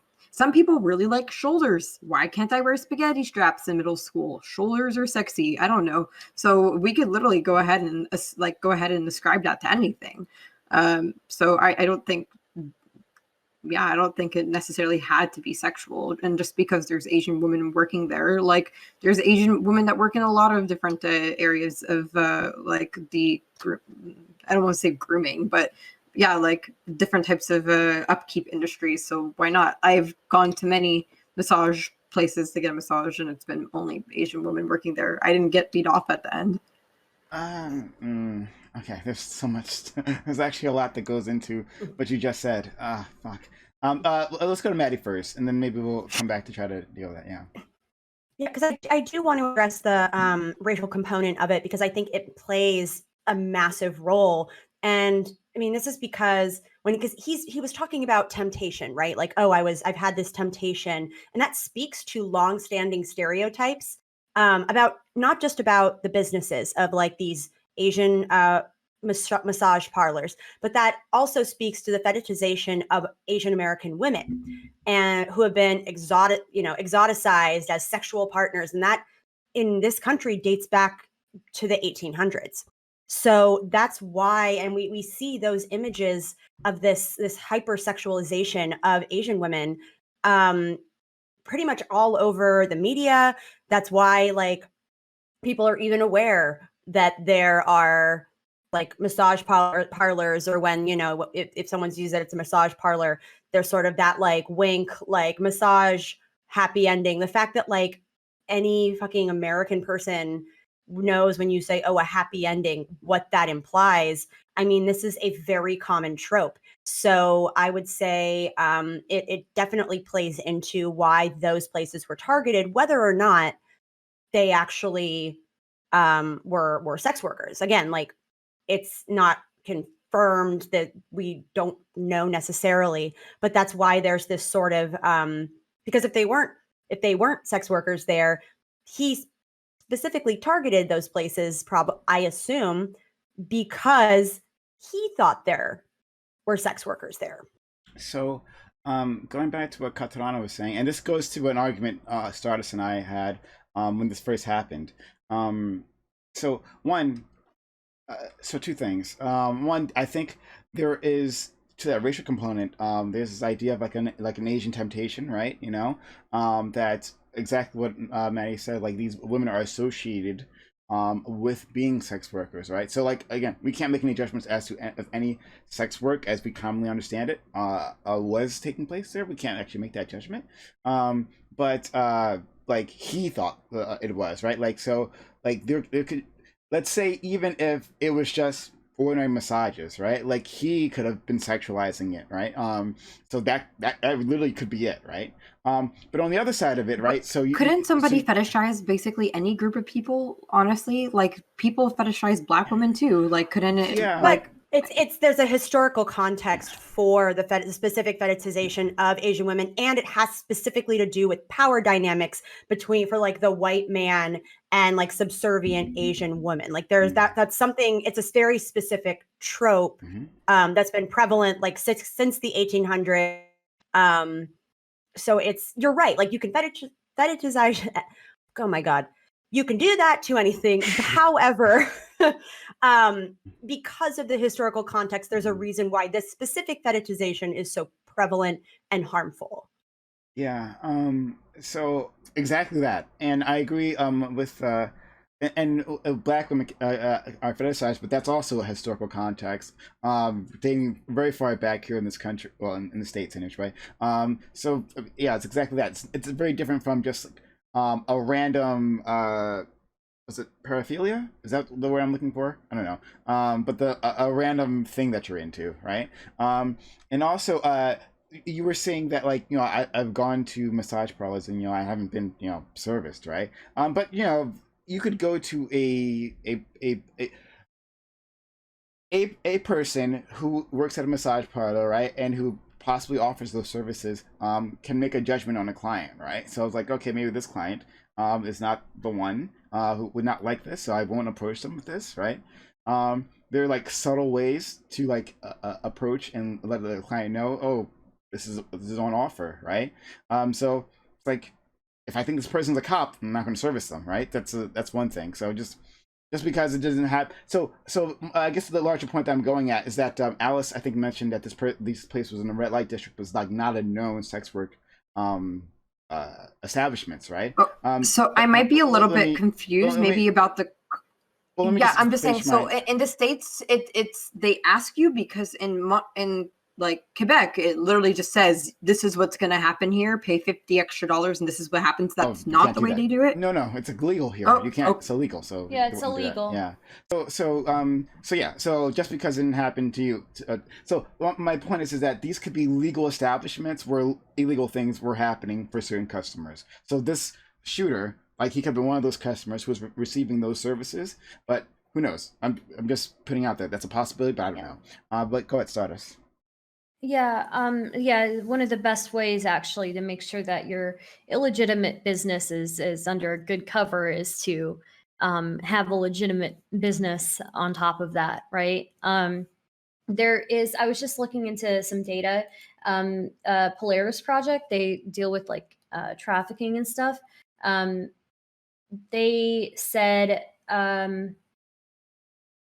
about their like there's human trafficking and about 9,000 massage parlors in America are, I guess, what they find like complicit in that. So I think that's a pretty decent number. And I mean, I can't speak on the other parts of it, but yeah, I think I've changed my opinion on certain parts of it. I do think is still primarily like a crime of misogyny, but definitely like race does play into it. You know, like race is definitely something that plays into it, and there is a history behind, like, you know, the happy ending, as Maddie said. So I'm not sure if you had your hand up, Alice. It wasn't clear to me. Oh, I was just going to respond. Like, I appreciate what you were saying regarding, like, well, maybe the police just didn't know. Which is true. It's not like the police go in there and say, "Hey, are you giving a little blowy?" You know, they're not going to get an answer, right? But there was nothing reported, and they would know, right? There's going to be reports of other things happening. You don't just have, you know, massage parlors that give happy endings and not have other things happen. You know, the police are like, yeah, the worst thing we've had is somebody's keys got lost. So you know, the point is more of like, might have been an area that, you know, might have been known for this type of thing, but you know, as somebody else mentioned, you know, these were essentially just older women working at massage parlors. It's not like they were, you know, not that older women can't be performing sex work. Yeah. So actually, to respond to that, the Polaris report actually says that, like, with these massage parlors, these you know, and they said about 9,000, the average age of the people working in those massage parlors where illicit things are happening is between 35 and 55. So just because they're older doesn't mean anything. Very true. An older Weren't these people like person- 50 and 60 These or older? These older people can give, Still. and also that doesn't mean like that the ones who were killed were older. That doesn't mean there aren't younger people working. I don't know. I don't know the average age of that establishment. So. Yeah, but I'm saying some of the people that were killed were employees, right? Yeah, but I'm saying there could have been other people of younger age, but I'm saying I don't know. I'm just saying, putting out the possibility.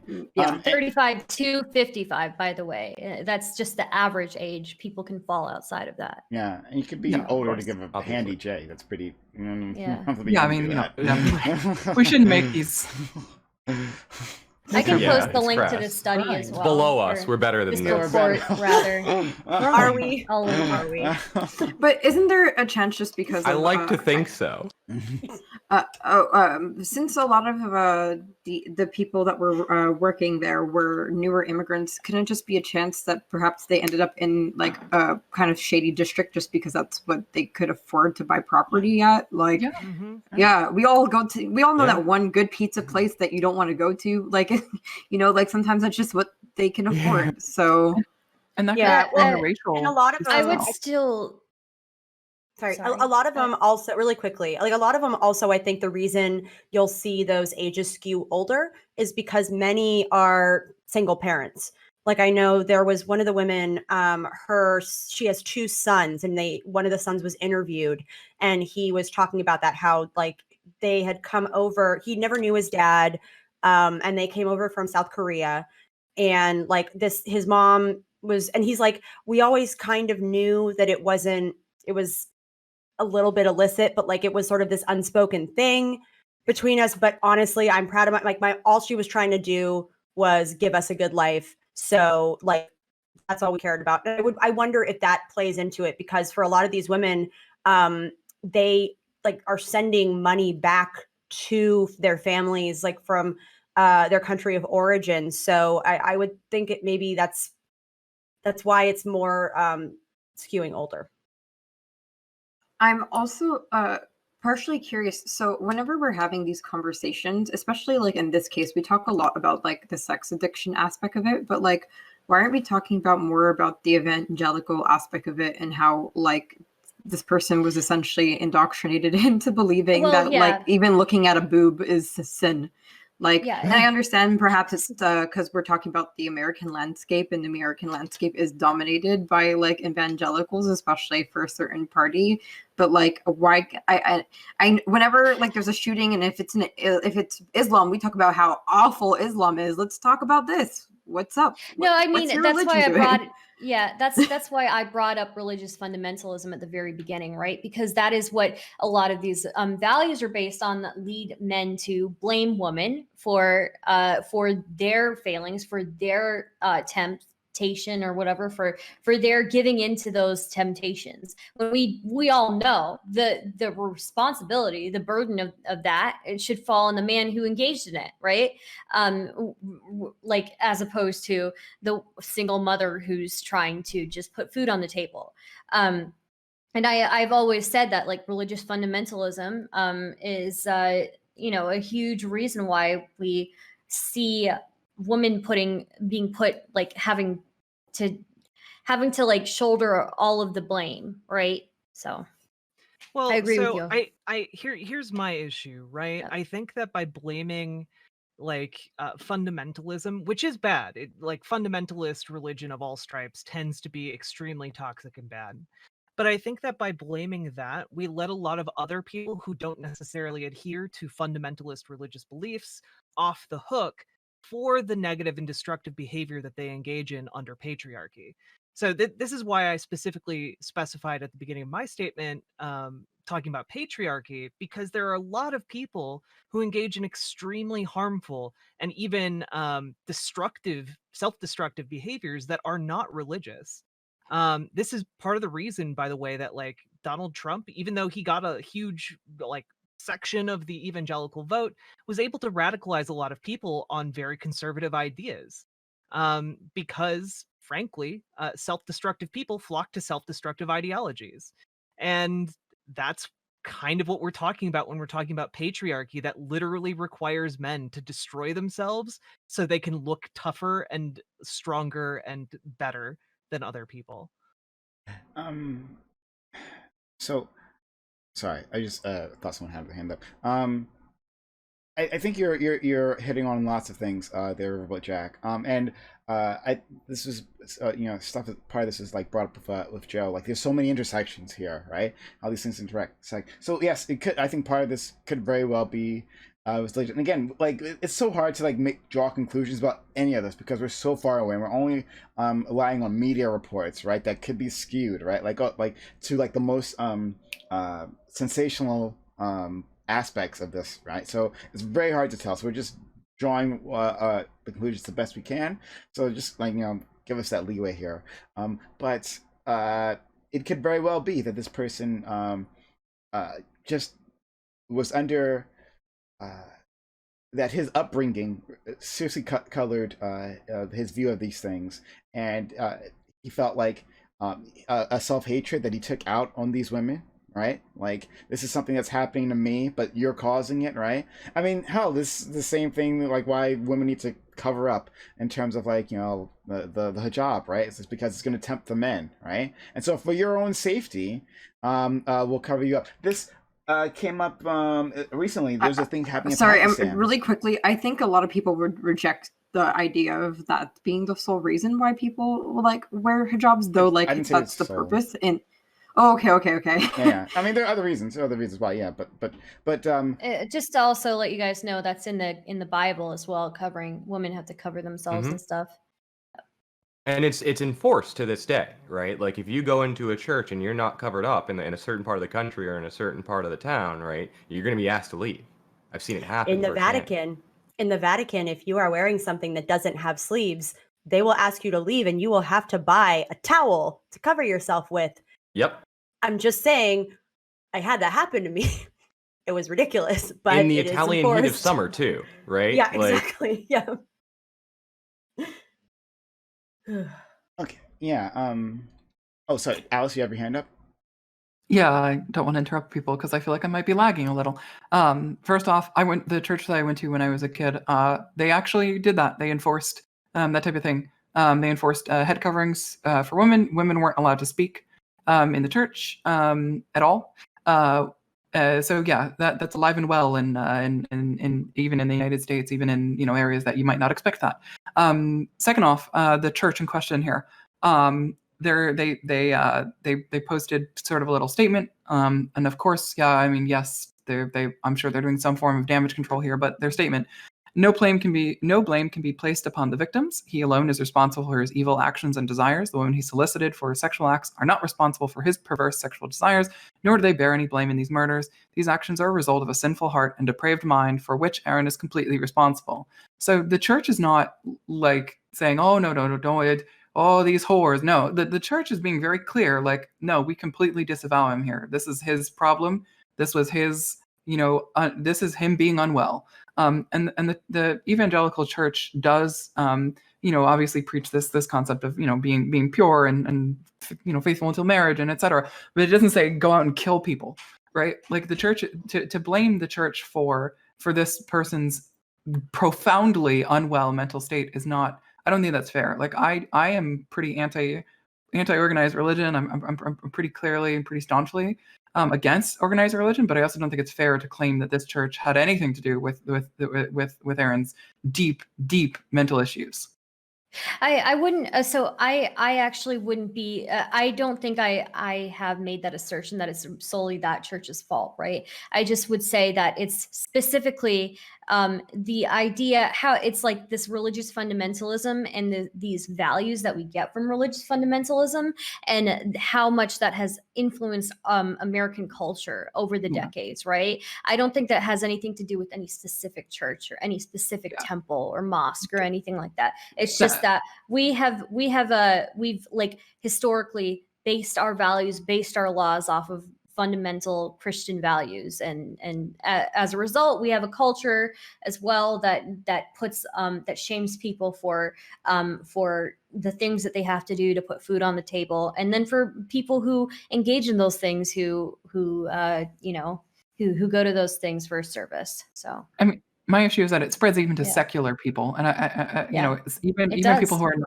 even people who are not religious fall prey to this like society of like prudishness, I guess, of over purity, I guess. I don't know. So I guess that's my only pushback there is like, yeah, I mean, yes, religion is a big problem, but society itself has taken on those like fundamental views, and in a lot of places, but my pushback to you though is that, well, I think you were actually going that direction. Is that as Stardust was saying that, like, I wouldn't blame an individual church, right? Like and I certainly was implying that I'd blame an individual church, but the religion itself has these views, like, or at least these views about sex have been the dominant views, right?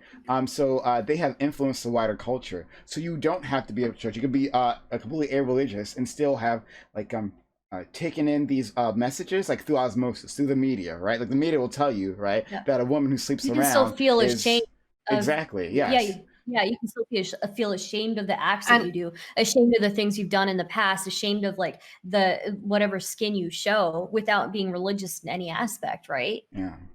And you can have a good sect or whatever, or a good denomination, but any like religious text, or at least for the Abrahamics, if you go ahead and read it in its purest form, like it's basically tells you like, woman, fucking stay in the house, wear a bathrobe, bear children, walk around, be tradcon. So like, I mean, yeah, it's honestly like, and the narrative of blaming woman is still in popular culture, right? Like, see it in any movie, see it in any TV show, right? If she's if she's putting her body out there, then she's to blame. She's being a floozy, I mean, literally, like the story of how like men and women were created ends with a woman fucking it up, apparently, and that was like to blame. So like it's ingrained into it, and I think you guys are. I agree with a lot of what's being said. Is that this anti-women feeling or sentiment is widespread across just society in general.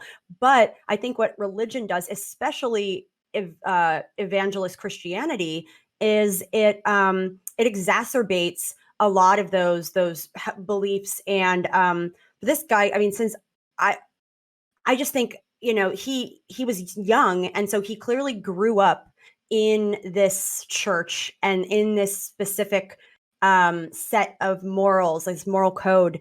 So it's unsurprising that he had an incredibly unhealthy relationship, or like just an unhealthy view of women and how women should be treated. Because yeah, I mean, I don't know if you guys have ever been to like a hyper religious wedding, but the vows that are taken at those hyper religious weddings are horrifying. It's basically like asking the bride, like, will you be subservient to your husband? Like, will you like just do what your husband His says? property. Right. Yeah. And it's like, holy shit. Like, Oh yeah. It's pervasive in culture right now, though. I mean, I guess that's my only point. My only pushback here is like, this is not a fundamental church. This is an evangelical church that's honestly, as far as evangelical churches go, relatively progressive. You know, I get what you're saying. I do. I've been to an evangelical church.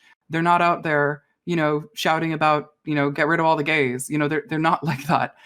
So I get what you're saying. I do hear this, right? That there's a lot of fundamental, you know, views and, you know, there's fundamentalist Christian views in these types of churches that are harmful in society, and that those views are pretty pervasive right now. I feel like we need to attack it even more at the root. You know, we need to attack the societal views themselves rather than blame like, you know, fundamentalist Christians, because there's just not that many fundamentalist Christians. Evangelical Christians are not fundamentalist Christians. Okay, this yeah, we're having a disagreement here, but like it's a slight one, so it's like one of degrees here. Is that like one I think these it's not an either or situation, right? That I think that's the point at least I was trying to make, was that these societal views and religious views, like they work in tandem with each other, right? And it's like there's no like clean way to divide them, especially since religion is just such a big part of our society, one way or the other. So to divide them and say like, well, we should be looking at the societal issues, right? Well, yeah, but like if so many people in our society are religious and like make up the society, and these are their views, well then like where's that line? Where does it begin and where does it end, right? And then to say that, well, this wasn't a fundamentalist religion, well, it doesn't have to be fundamentalist, right? Like in Christianity, if you're attaching this concept of sin to natural human behaviors, right? Like you don't have to be within a fundamentalist framework to understand that, to get that message and to take it to its logical conclusions. Yeah, I just don't think absolutely. It's Jack and the Nels. You can see the pictures of it, like the storming of the Capitol. Literally, people like built like life-sized replicas of the cross and were like gathering around them outside of the Capitol building. There are pictures of this happening. It's wild. And so like this is the line, and this is part of the issue in America right now, is that the line between like, you know, mild-mannered evangelical and like fundamentalist extremist is growing exceedingly foggy. You know, you got your gun nuts who are joining militias. You got the FBI out there going like, this is the #1 threat to the United States. And frankly, you've got like fringe lone actors.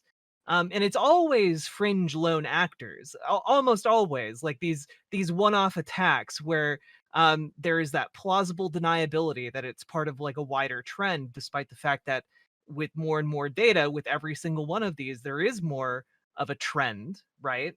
And so like it is growing increasingly I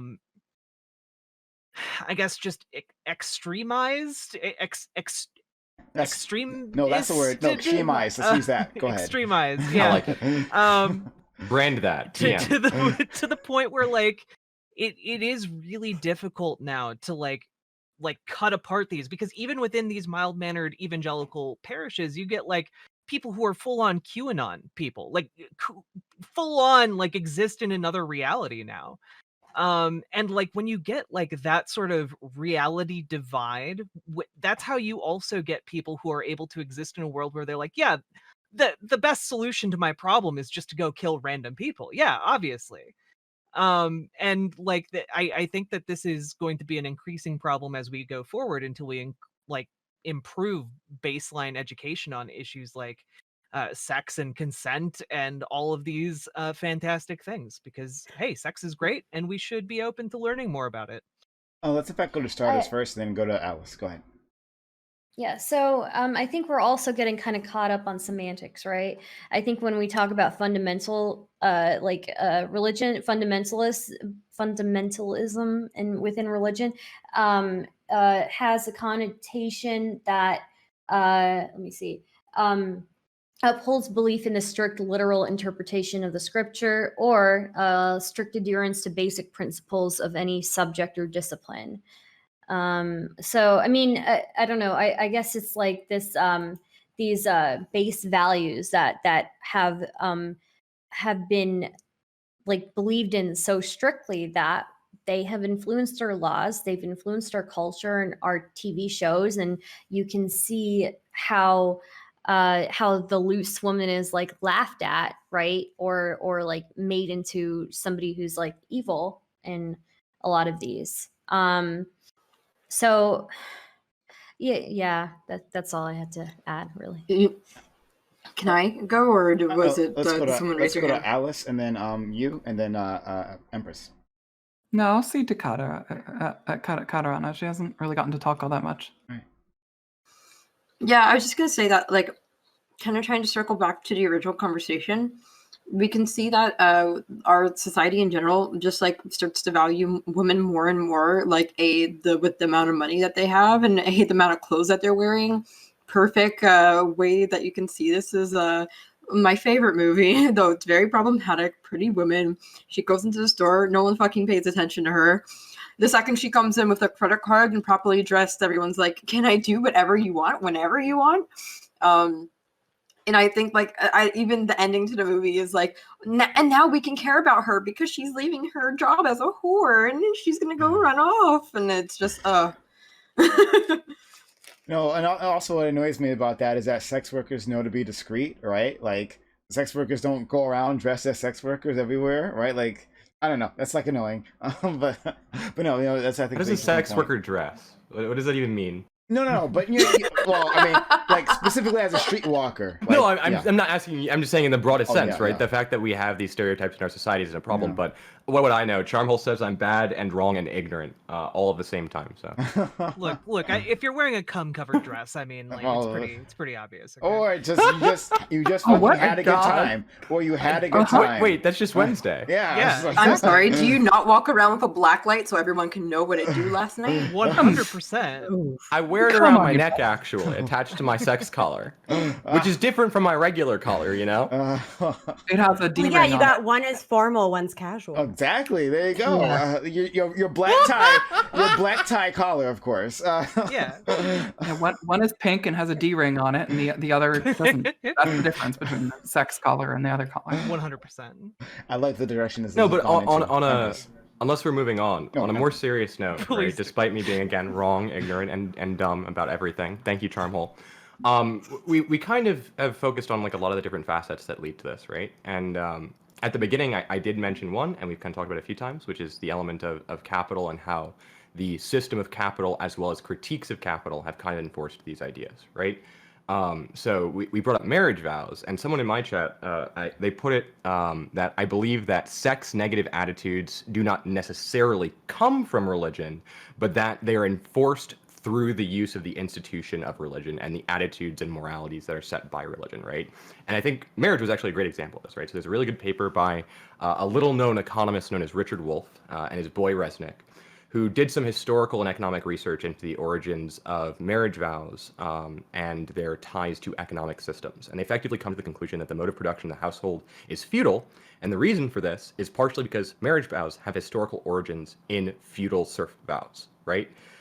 So it's quite literally, you hit the nail on the head, whoever it was that made that observation. Yes, it is a property contract, right? That was the point, right? The point was that it is a not only sex-based property, a work-based property, an emotional property, right? An avenue for releasing aggression and not having to deal with responsibility for one's own actions, right? And when I say one's own actions, right, this is a period in time where you're seeing the origin of these feudal vows and these marriage vows where death is much more common than it is today, right? So you're often seeing children passed on to other families, right? Often more often than not, the families of the mother rather than the families of the father, right? Because they're paying, right? Or rather the other way around, right? They're paying. There's a monetary exchange.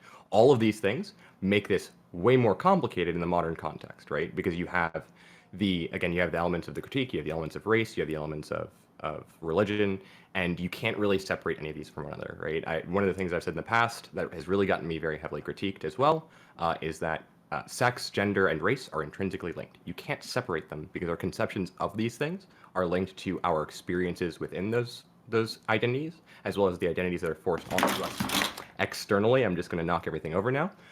I think, I don't really know how to solve that, right? It's one of those things where it's so heavily ingrained. I think that we're kind of missing the forest for the trees when we're looking at each of these individual issues in isolation, right?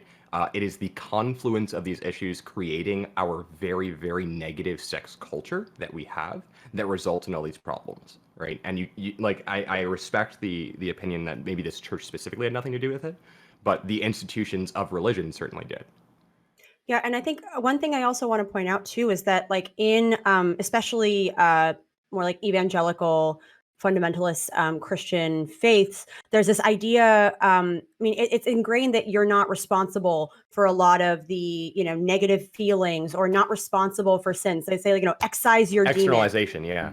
Yep. And so that mindset pervades every other part of their dogma.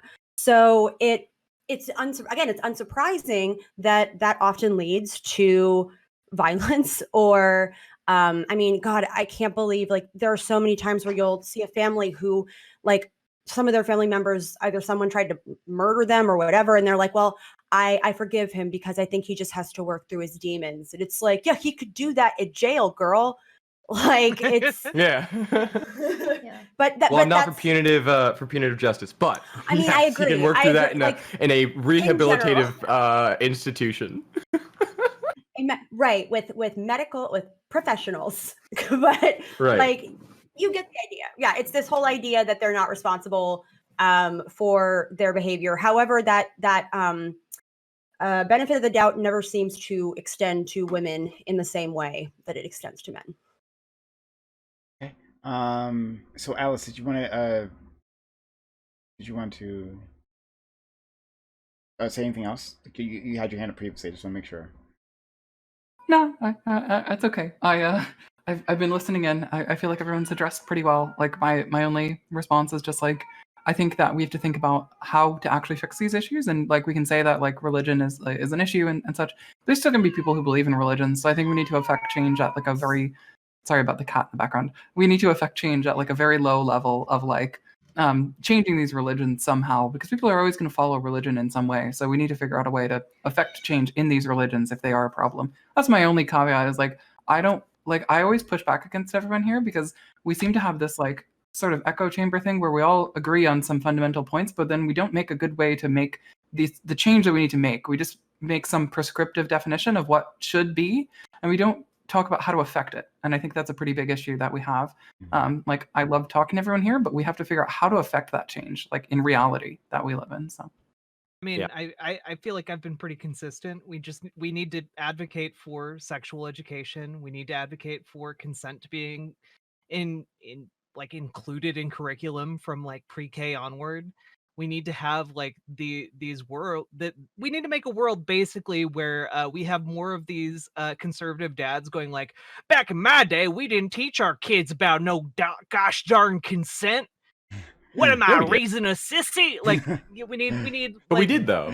Well, we need to keep triggering them. We more. totally That's did. what I'm saying. Yeah. Yeah. That's how we'll know we're on the right path.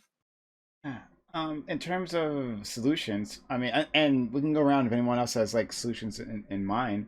But it's a tough one. All right, so we're gonna get into it. I guess the next topic we'll do is the other shooting, right? And that one will be more focused on guns. But in terms of that, well, first, the proliferation of weapons in this society, right? The lack of mental health availability in our society because we don't have socialized healthcare. So that's part of the problem. And then beyond that, it's what was said before, that people aren't utilizing those services even when they have the ability to get them, because that's looked as being weak. So it's dismantling that culture, right? Saying that it's okay if you're having a mental health issue, it's just like any other health issue, right? Like you should feel free to get that checked out and getting rid of that stigma. So that's part of it. A much larger project of dismantling misogyny, I guess, because there's so much that is wrapped up in here. I mean, this is really, really tough. I mean, like, it's like, oh, like, what are the next steps? Like, oh yeah, like violence against women, stop that. Yeah, ideally, right? Yeah, it's like, what? We didn't think of that. Let's put that on the schedule for tomorrow. It's Wrap up a newspaper and go, no, stop. Yeah, Stop that right now. yeah, it's not easy. This is looking dismantling how we this complicated way that we look at Asian bodies, right? Specifically Asian women, and the fetishization of that. But how do you dismantle those things, right? Culturally, like these are all very long-term projects. Like, except you address the source. Yeah. Well, so right, yeah. like the conception of Asian women doesn't just start with Asian women. It also comes from the simultaneous juxtaposition of the weakened masculinity of the Asian male combined with the vilification and over-sexualization of the Asian male. You see this both in Canada and the United States throughout the 20th century, right? This is also in turn linked to, like, literally in the Americas at the very least, as well as in Africa, right? You have the sex-based slave trades that were the colonial and Arabian slave trades. You have the rape and pillaging of the native peoples of both Africa and the Americas, right? It's you start repairing those historic injustices, to put it in the most light way possible, atrocities, right? Well, and address the cultural hegemony that has been created therefrom, right? Well, we know what the problems are. People just don't want to do anything about it. And again, I maintain, right, and I put this to everyone out in the audience, call your local reps, call your state reps, show up at their offices, hold the photos of these people. Do not let them forget their names, right? And keep doing it, right? Because I think too often people forget just how much power you have as an individual, particularly in the United States, right? It's very easy to talk about how we have so much systemic disenfranchisement, and it is very real, but representatives do respond to their local districts' desires. If we have enough people in those local districts across the country pushing for policy, we can make that happen. So grassroots activism for sex workers and sex-based issues is super important. For race issues in particular, like with hate crimes on the rise in the United States against Asian women, which I'm surprised we haven't talked about a little bit more on this panel so far. Yeah, this is a very real problem, and we have the power to do something about it. Well, and it's important to recognize that a lot of those issues, like, they didn't just appear out of nowhere. They got codified, right? When you're looking at, like, the slave Yes. trade, or like the Page Act in 1875 that started our first, like, immigration barrier. It was literally because Asian women were viewed as, like, too promiscuous, too adding too sexual for the average white male. Like, they'd be too provocative, so they had to be kept out of the country. Or like in the modern day way, with Latino women in immigration, right? They're 9 months pregnant. They're coming over the border and they're having babies that are also 9 months pregnant. What are we going to do? What's the implication of that statement, right? So that these are promiscuous people who are engaged in sex, that even their children at a very young age are reproducing way faster than us, right? Like, it's the stereotypical, like, not to say Nazi, but like fascist talking points, right? Yeah. Isn't the replacement kind of based on that? The replacement conspiracy theory is kind of based on, like, oh, these these certain all groups interlinked. all produce much faster than us, and they're going to replace us.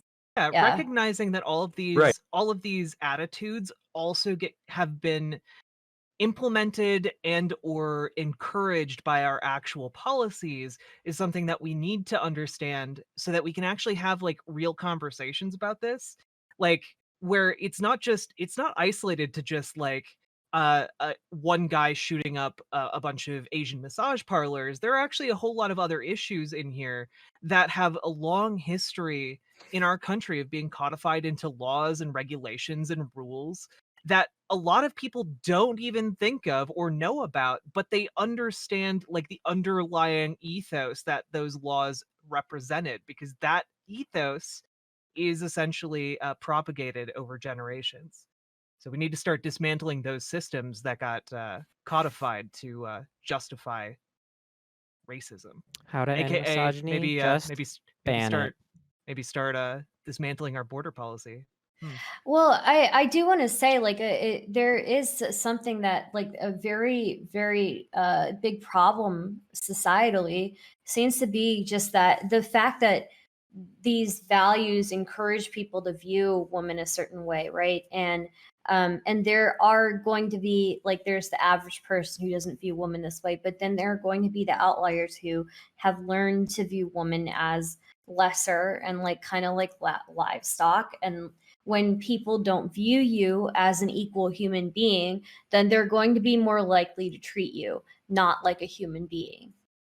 Not because I want to get too much into the side like subject of this, but isn't it proof that like women are not just seen as less than equal by a minority, by the fact that even when accounting for all different factors, that there's still a wage gap for us? I know I don't want to talk about the wage gap, but like, yeah, like it's not really that much of a minority that people just see women as big it's not just the breeders. wage gap, right?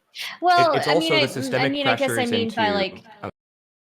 I want to get too far lost in this because I do want to move on to another subject. This kind of brings it back, right? Okay. So it's also the systemic pressures into industries that are more flexible with hours and are lower pay because someone needs to perform like what I would call not subsistence labor, but there's a certain amount of labor in the household that needs to be performed. And we know that disproportionately, because men make more on average, that labor tends to be performed by women who end up being pushed into, again, lower hours, lower paying, again, traditionally feminine positions within society.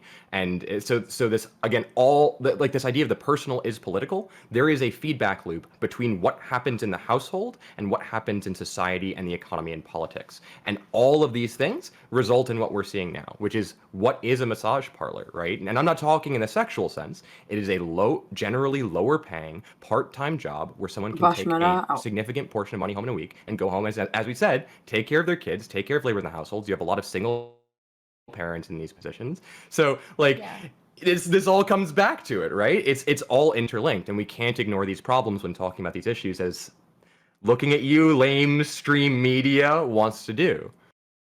But this is like which is why you should subscribe to Prime Case. Real quick before we move on, I don't want to go into something. I just wanted to say something real quick. So like, the whole like, how do we end misogyny, right? And then Empress brought up a really good point where we're talking about like institutions, right? I think while there's a huge cultural component where obviously, yeah, there is a piece of it where we have to literally convince like one person at a time to not believe certain things about, you know, women and minorities, right? But like stuff like collective bargaining, right? When Wisconsin removed collective bargaining, their wage gap for teachers exploded. And in like the Nordic countries where literally everyone is unionized, I'm pretty sure they have the lowest wage gap in the entire world. Like they're like, you can't just like tell people, hey, stop disliking women or whatever. You have to like build institutions that create a culture that doesn't view women as like cattle, right? I love that point. Yeah, that's pro-union. We're gonna like move on to like another subject, but I think it's a good spot. Alice, did we quench your thirst for solutions? Well, no, you probably will never, but that's okay. You a little bit, you know, a little sip, a drop of water, anyone. So. I apologize, Alice, for not solving Could I get misogyny. a crumb of praxis, please? Please. Could I get a crumb of praxis, please? Yeah, I mean, yeah. I got a crumb of praxis. So. Okay, so let's move on to the next topic. It'll be our last one. The other one went long. I thought there's a lot, and there's still so much more that you could talk about this one incident because there's just so many complexities to it. But we'll move on to the other shooting that happened. You know, because we got lots of those in America, lots to choose from. Quite a selection. So topic 3, a mass shooting at a supermarket in Boulder in the U.S. in Colorado on Monday has left 10 people dead, including a police officer. This is just another shooting in a long line of mass shootings in the United States. Why do you think? What do you think can be done to bring down the number of attacks? Do you think we can bring mass shootings down while still having a massive number of firearms? And do we need to have more strict gun control? Maybe even a gun ban. So we've talked about this a lot. I mean, like, not this specific incident, but like gun control a lot on this channel. But I don't think we've ever really talked about it here before. So yeah, we'll talk about it now, and it'll be really great. No. So we'll start with Alice. So that 1 minute introduction, and then we'll move on. I'll practice what I preach. So we could talk about let's ban all the guns. We're gonna take all the guns away. No, we're not. This is America. That's not gonna happen. Expanding other options, expanding out mental health care, which is always going to be first and foremost in these discussions. That's a piece of praxis. Expanding mental health care, making sure that we have access to the resources needed to take care of people that are unwell. Being able to try to catch things before they happen, if possible, would be something we'd have to talk about how to do that. I don't think we need to have some sort of gun ban. I don't think we have to do that. I don't think it's going to help. I think maybe finding a way to limit purchases of certain types of weapons, contingent on some sort of screening or history of screenings. Maybe it could be helpful. We just have to think of a way to actually control I suppose this type of attack, right? I just think that it's a big, complicated problem. I don't think it's going to be solved, in this discussion here. I don't think it's going to be solved by banning all guns. It's not going to change anything. Don't look at Australia. Australia doesn't count. They don't have as many guns as we do. We have more guns than people. I think we really have to look very, very, very closely on it and decide something that will actually work in the environment that we have in America. So. Incorrect, Alice. I think my panelists are more than smart enough to solve the gun debate. Easy, all right? Like, not more than 15 minutes, okay? And then we're moving on, all right, guys? So let's move on to Empress. You muted again, Empress. Empress is working on it. Well, Empress will get back to us. All right, let's go to... Empress is here. It's good. Right. I got you. Okay. Pro streamer. So I keep muting it so people don't hear me. I have nasal issues and I snort a lot. I don't want my stream to have to hear it. Anyway, I've talked about this a lot, so I'll keep this short. I'm in favor of common sense gun regulation, things like background checks. However, I am always very skeptical of certain types of gun regulation, particularly with the history of racist gun regulation in the United States. It has shown that many different types of gun regulation, at least pretty much every single one we've tried in the United States, has been effective in a variety of different ways. However, if you try and take my guns, you'll be prying them from my cold, dead hands. Yeah, that's pretty straightforward on that one. Okay. We'll go to Samantha. We'll save you for last, Samantha. And then we'll go to Jack. I mean, I think this is a perfect opportunity because I don't think that I don't think that we have the political will in this country to actually do anything about gun control. To be 100% honest with you, I don't think we have the political willpower to do anything about even really a gun ban. I think, though, that we should absolutely take advantage of the fact that conservatives like to push this narrative that expanded access to mental health care would bring the rate of shootings down. While I don't know if that is 100% the case, I absolutely think that this is a wonderful platform for us to use for advocating for Medicare for all. I think that Medicare for all should be available to everyone, and that should include mental health care. And that if we're really serious about wanting to take care of people's mental health, that we should be advocating for that. And frankly, I think that would improve society. quite a bit whether or not it had any effect on shootings, which, hopefully it would. But let's put our money where our mouth is. And if that doesn't work, we can come back to the table and be like, weird. Looks like providing mental health care didn't actually solve the problem. Now what? We can eliminate that as a variable. Let's do that. I think that would be a good use of our political willpower, okay? Katarana? Canada. Okay, next. Just do Canada. I just want everything to be Canada. But yeah, that obviously includes having more access to healthcare, because people snap because of a plethora of reasons. But usually it's not just because they woke up one day and were like, you know what? Yeah, it's usually there's signs leading up to it. Being able to have people have access to the mental health care that they need is good, but also going ahead and adding in different types of checks and balances in case they aren't able to access healthcare still. So what does that usually look like? Well, in the case of Kanakistan, we have background checks. You have to go ahead and lock your guns away. You have to let the police know when you're taking your gun out, et cetera, et cetera. Works good for us. I will continue to advocate for it until someone can prove me wrong. Checkmate, libs. Maddie. I think there are a few intersecting issues that lead to the prevalence of gun violence in this country.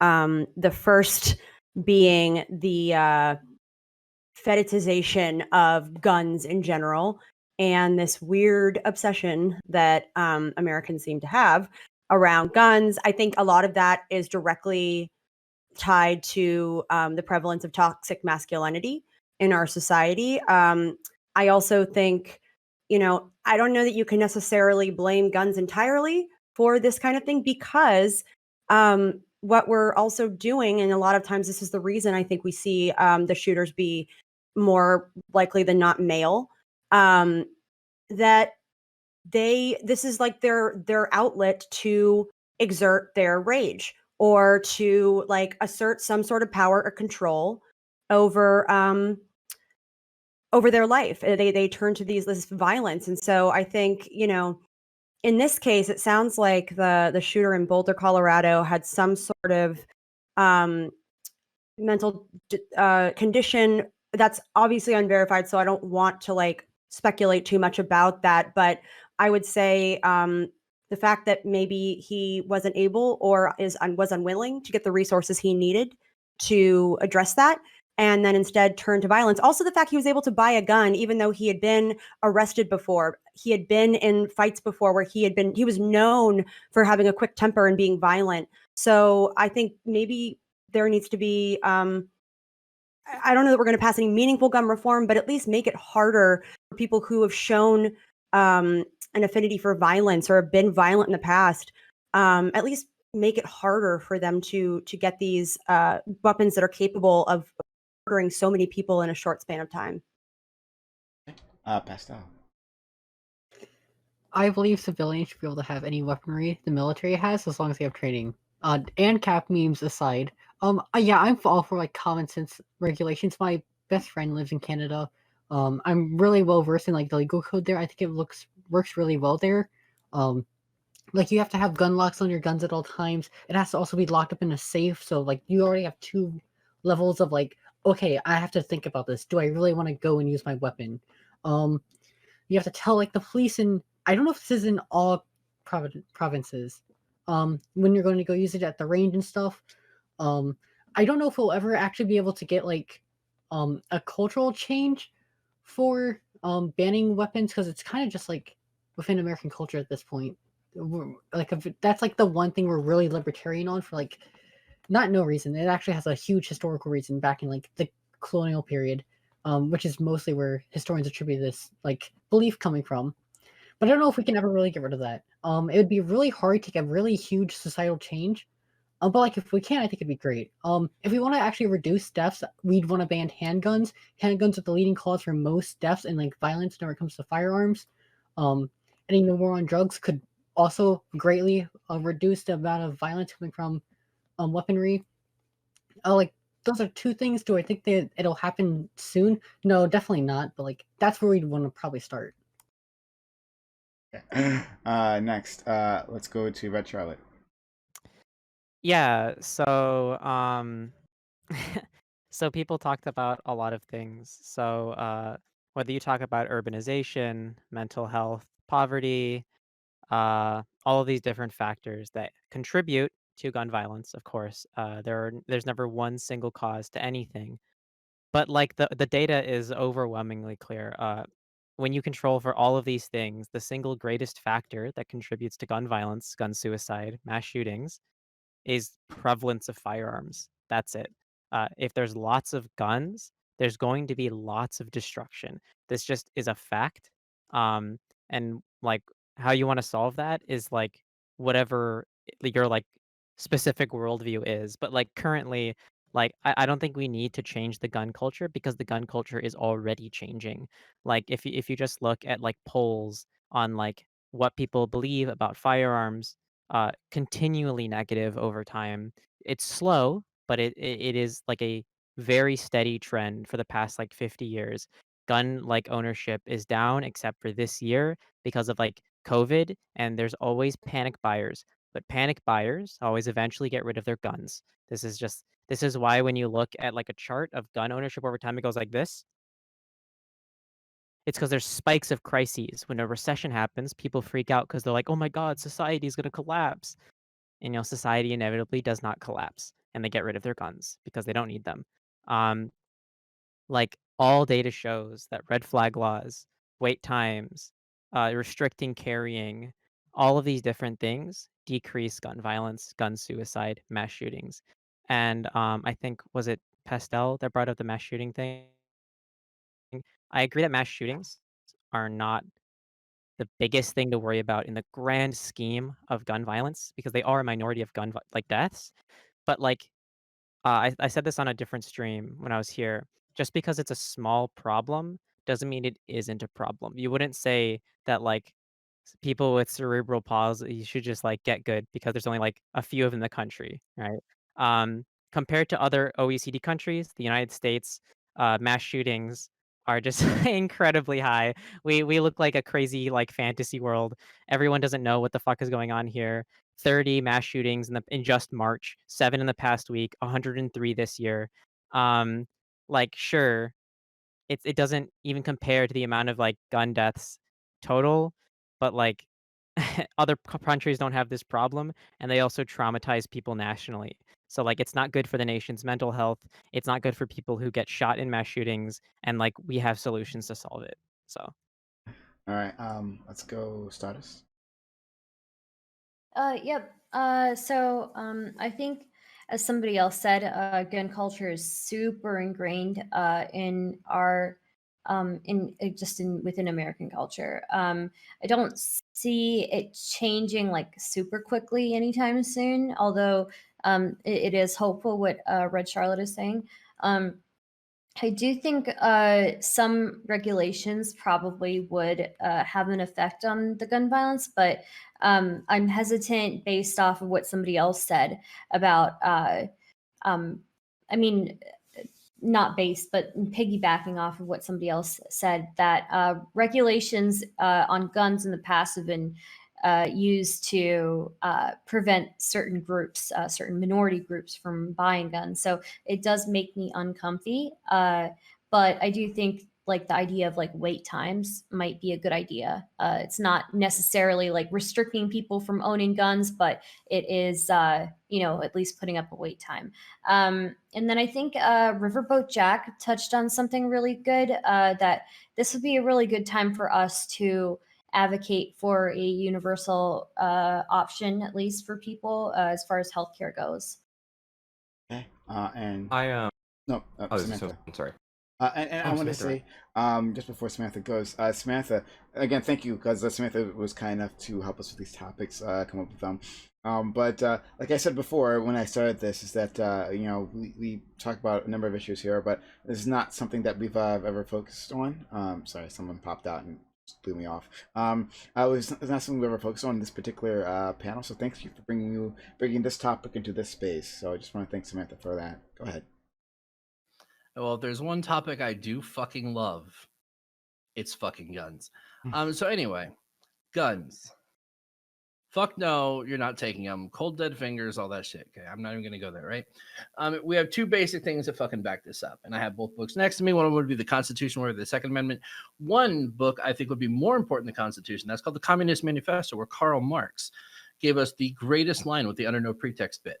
So fuck all that. I'm not about disarming the fucking workers. I'm not about disarming fucking minorities. I'm not about disarming my fucking self, because I like to travel, and sometimes I go to the South, and I would like to go take a piss without some, big old fucking Bubba looking motherfucker trying to tell me to lift my skirt to verify that I'm a real woman to go in the fucking bathroom because I need to pee. So yeah, I'm keeping my guns. Fuck you. Try me. Let's play some games. Yeah. Go ahead. And open up to the panel, but Katarana. Okay. Yeah. So so there's two things I don't entirely understand. So the first one being, why is there like a thing where it's like, oh, it's so ingrained into American culture, we can't change it. I mean, so we're lynchings. We're not doing those anymore. So like, why is it so like inflammable to go ahead and try to switch the narrative and maybe give somebody something else to play with? Maybe knives. Knives seem a bit safer. Part of it is that lynching is in our Constitution, Yeah, lynching is not part of our culture in the same way that guns are, right? And like even without guns, we could still have people like throwing acid in people's faces. No, I mean, honestly, I know there's not that many other good options for violence, but I think I'd rather be stabbed than dead. I don't know. I'm not saying I'm advocating for us to go and choose another form of violence. It would be nice if maybe we got rid of all forms of violence, but it's just kind of strange that like there's just this idea that we can't move that narrative. And then my second thing, really quick, and then I'll give it to whoever wants. Also, why is it our right to have access to a man-made manufactured item? Like there's like actual rights, like the right to protest, the right to say what I want, and the right to have something made by Raytheon. Like I don't get it. Okay, let's go to What civilian owns something made by fucking Raytheon, for fuck's sake? I think it was like I know some people. Yeah, I bet you do. Okay, of course I do. Doobie. Doobie. Alice, I think you had your hand up previously, then Red Charlotte. And anyone else have their hand up? Okay, start us then. Me. All I wanted to say is so first off, just to I think people in chat have talked about this. Yeah, handguns. Handguns are the most dangerous thing in the United States right now as far as weapons go. Handguns. It's not rifles. Rifles are not as common in mass shootings or even in not just shootings in general. So yeah, handguns are the biggest issue right now, and which makes sense if you think about handguns a lot easier to carry anywhere you are. It's much easier to spot somebody who's got a rifle and be like, hey, that person has a rifle, rather than hey, that person has a handgun that I can't see. So yeah, handguns more dangerous. And yeah, I honestly, that's all the nuance I wanted to add. The stabbing thing, knives. I mean, it's not like knives aren't dangerous. Knives are so next to handguns and just firearms in general. Stabbings are the next most dangerous thing. So that's kind of like trading one deadly thing for just another deadly thing. Stabbings aren't like, stabbings are going to kill you. Statistically speaking, you're not going to have deadly stabbing, So I will say, I will caution against that a little. But that's all. Okay, let's go Red and then Star. Okay, so I absolutely am advocating for us to be stabbed instead of shot, because statistically, you're more likely to survive if you are stabbed. This is just a fact. It's not like you're replacing one thing with an equivalent thing. If you're going to get shot, you would much more likely to want to be stabbed because you're more likely to survive. The day Sandy Hook happened, I'm pretty sure the same day or the same week in China, a guy went to an elementary school and stabbed 26 kids, and all of the fucking kids survived. In Sandy Hook, all the kids fucking died because he put a fucking bullet in their head. Also with the rifle point, sure, for general gun crime, I agree. Handguns are the main culprit. But for specifically the topic of mass shootings, which people are worried about both politically and culturally, rifles are the most dangerous thing in like component when it comes to mass shootings. This is like empirically verified. When you have bigger magazines, bigger caliber, more people die faster. So like I don't see much utility in owning long guns anyway. So it's like sacrificing nothing for gaining like all those people not dying who otherwise would have died if that gun was there. For example, in the Atlanta shooting, I think the NRA was celebrating it was the was it the Boulder one or was it Atlanta where the NRA was celebrating stopping a assault weapons ban literally the day the legislation was It was blocked Colorado, Boulder. Colorado. All right, thank you. Mhm. The day before the shooting happened, which would have made it illegal to sell that gun that he used in that shooting. And Yep. yeah, so like it's not a non-issue. Okay, let's go Stardust and then Samantha and Empress after that. So to respond to somebody's earlier point, why do we have the right to a man-made object? Like food is man-made, houses are man-made, medicine is man-made, medical care is man-made. These are like all man-made things, right? It's about the rights behind those man-made things and what those rights are, right? So self-defense. Reasonable, being able to actually defend yourself in a reasonable manner, because let's be real, like a fist going against like somebody who has like military grade equipment is just not going to be equivalent. Secondly, children, I'm pretty sure, like depending on the size of them, like it might be harder to stab a whole bunch of them, and I will give you that. But I'm guaranteeing that, like, if they're small enough, like I can kill a child pretty quickly stabbing them. Thank you for guaranteeing that. This is Stardust's guarantee. She will kill that I'm child in 2 guaranteeing minutes that or I can less. kill a Go ahead. child. Yeah, right? I don't want anybody. I don't. After hearing just that, felt I don't want that. anybody How complaining fast about would what I you say. do on it camera. compared to if you had a fucking firearm? I No, just thought no, a it's- I mean, chill. it would be agree. harder to Literally, do. like, It would be I mean, harder to do. I will give you blatantly that too. much. It I would just be felt harder the to chill do. go down my But spine. What is more dangerous? What is more And dangerous? there's also right? the direct locus of But- control This? versus the okay, wait a minute, externalized wait a locus of minute. What's more control. dangerous? You have to I'm personally not shove finished. that I'm knife not into that finished. kid. Guys, I'm not finished. I'm not finished. All right. People can make bombs out of rice cookers. Have we outlawed rice cookers yet? To responding to like and like those, you know, rice cookers, I'm saying like that was used pretty recently. I would say I think the waiting period is probably a really great idea. I think all of these other arguments are not really like the best arguments, because like a bomb made out of a rice cooker could like harm a whole lot more people's lives than even a gun could. And I personally, like, maybe I would rather be stabbed than be shot, but I would also rather be shot than have an acid attack deform me for the rest of my life. Ooh, very scary, extremely scary. Holy crap! Those acid attacks like keep me up at night sometimes. Like it's so Yeah. scary. But Yeah. Samantha, Empress, Jack, Pastel. So this is gonna sound kind of fucking weird, but as somebody who's been both stabbed and shot, I can tell you that they both suck, and I'd rather have fucking neither. If we want to get into that debate. However, I will say the whole long guns because fucking caliber, because bullet, because velocity. It's like motherfucker, there's like 500 magnums out now in a pistol form. There is fucking 50 caliber pistols. Like, if you want to get into caliber size and like asinine statements about that, like, where do we draw the line at like pistol barrel length sizes? Because they're trying to legislate that now. But at the same time, it's like, why should we be okay with the problems that we have with American police right now and American abuse of authority just being like, you know what? Yeah, fuck it. Let's give our guns to only the cops. Or like, let's give our guns to only the criminals that buy them at, you know, out of a trunk at a parking lot of McDonald's in San Jose, California at 3 a.m. Like, let's make it so they're the only people with fucking guns. Rather than looking at it from another standpoint where it's like, hey, let's reform how we distribute guns.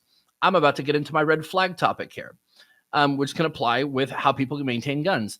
Fix the fucking mental fucking healthcare fucking system. Equal and free. You can fucking roll your fucking head back all you want. I don't give a shit. You're going to listen. Give people free and equal access to mental health care.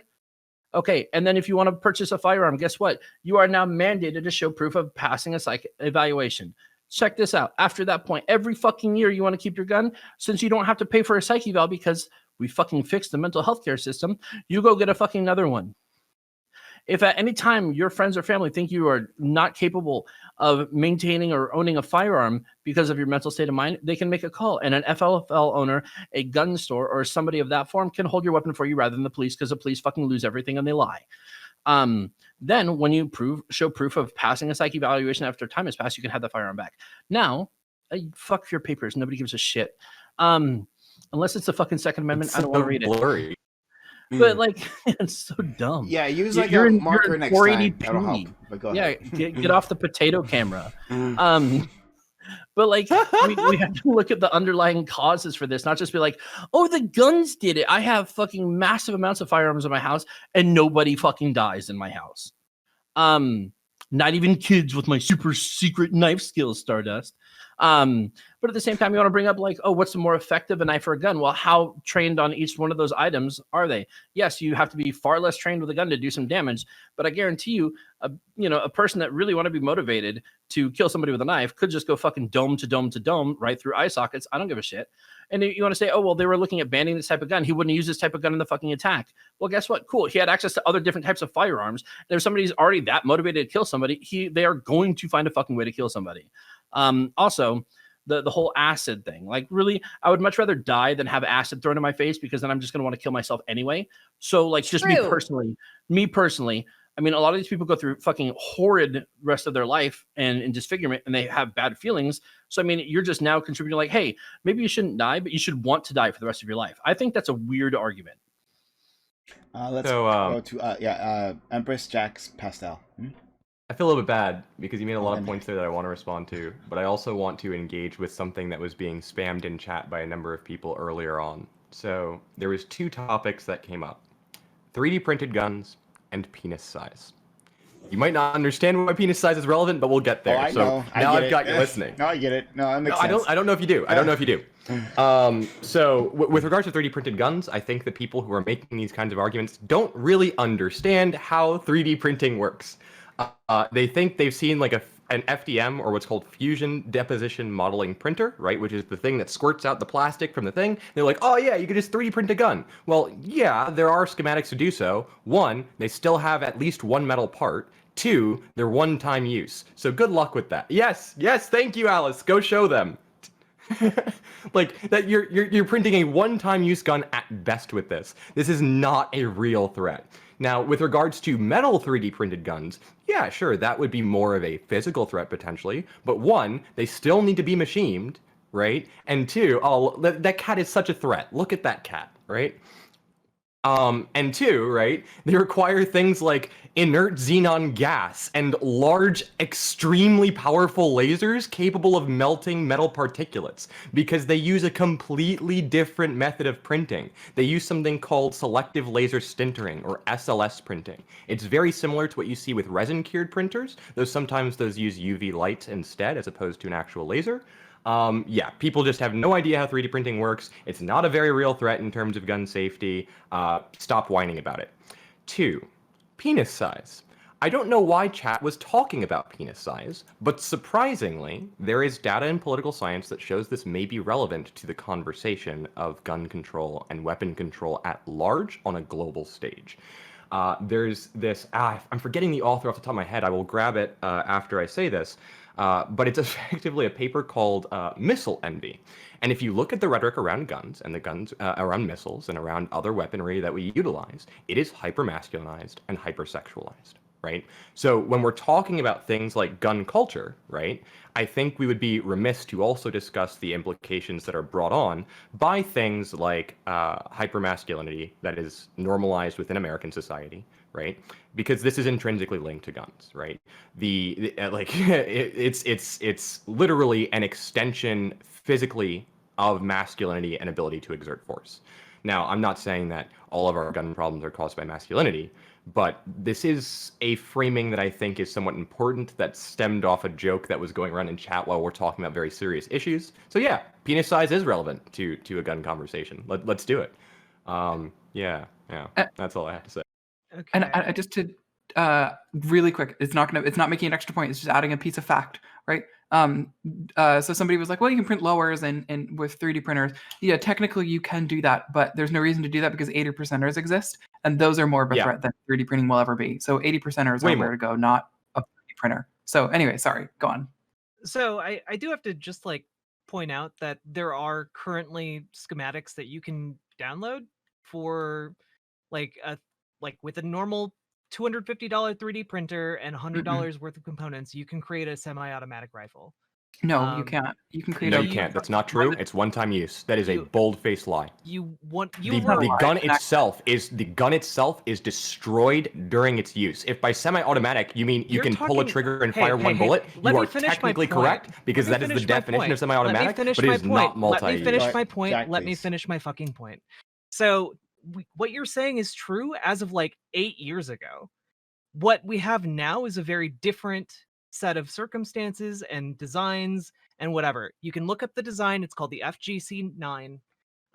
Slate did an article about it this year, I think last month. It can fire 2,000 rounds minimum first time you print it. So how many hours does it take to print compared to manufacturing a firearm or just buying a firearm? That's the other thing that's not being accounted for here. You have more wait times in terms of manufacturing that device than you have to go purchase a gun right now from the store. It's half the cost. You can manufacture it with $100 worth of components from your local hardware store. $100 worth of components. How many hours of printing? Printing that little cat probably took Alice anywhere from 30 minutes to an hour. So you're talking wait times that are greater than that which you currently have to go through to buy a firearm legally, right? Like, this is insane. It takes less. Like, the idea that this is an actual threat to our fucking physical safety at this point in time, or at any point in time for that matter, is ridiculous. I'm sorry. Don't you see the advantages of going ahead and doing that as opposed to buying it because the police can't track you down? Like part of it also cheaper, and they private sales already allow for that. So it's also cheaper. Security much easier. I don't know. There's a whole lot of things you can do. Guns are extremely cheap on the used market, and again, the used market is mostly private sales with 0 wait times and 0 background checks. Let's go to Pastel. I don't know. I just needed to correct that point because it was wrong. So I mean that's on you. Anyway, I'm here to advocate for everyone to return to the use of rapiers. I think rapiers would be wonderful, and we could have really cool sword fights instead of mass shootings. I'm in favor of cool sword fights, not in favor of mass shootings. On top of that, frankly, any talk of restricting gun sales or anything like that is frankly falling into a category of like unreality in our current political system, things being where they are. So let's just call the Republican bluff. Republicans consistently make it an issue about mental health care. You know what? I like mental health care. Let's get better mental health care. That would be a win for everybody. And we can do that through some sort of Medicare for all type system. I don't know. Seems like it would be a good idea to call them on their bluff. I like that idea, and I think it actually has at least some political expediency behind it, as opposed to any of the other things being talked about on the panel right now. Let's go to Pastel, Maddie, and then Red Charlotte. So, I'm not sure how much I'd like it if instead of guns, people were just running around with knives for self-defense, because, and while I couldn't find a statistic for this, I'm sure this logically follows. You're much more likely not to die using a gun in self-defense, but like if 2 people are in a knife fight, you're just going to get cut. And I think I'd rather if someone's like being attacked by a crazy person, you have to just use a firearm, which is going to be like relatively more safe for them to put the other person down if need be, than them having to like pull out a knife and be like, well, I guess we're just going to have to like, let's see who's better if using a weapon, using a knife, and go to hand-to-hand combat. Isn't this like a scenario that you're thinking of where everybody carries a gun though, and like a lot of people that are being attacked don't carry a gun? Well, that's true. I'm just saying like the whole like yes, let's use knives instead like thing. I don't know how much I actually like that. Seems like more people would probably just be getting hurt overall, though less people would be dying. But like I don't know. Secondly, I think another thing here that's like really important is the difference between states and like their regulations. I think we probably need just far more better like federal regulations of like background checks and stuff, because like I know in Texas like it's like super easy to just go and get a gun legally, and like they have like I know like in Texas they do your background checks there like really fast because the state does it. Like the state will process it, and there's like things in certain counties where they'll process it in certain cities, where they do it within like 72 hours sometimes, which is like insane. But in like Maryland, it takes forever to acquire a firearm. In Maryland, it's like heavily restricted on what you can even grab. So I think like better restrictions on certain states, or well, better restrictions federally, so that's not a thing, is probably in order. Okay. Let's go to Maddie and then Red Charlotte. I'd be hesitant. So I agree. I am all in favor of expanding mental health, just mental health care in general in this country. And I'm absolutely a proponent of Medicare for all. However, I'd be hesitant to draw any like definitive correlation between mental illness and propensity for violence. So it's tricky though, because I think mental health tends to be the scapegoat.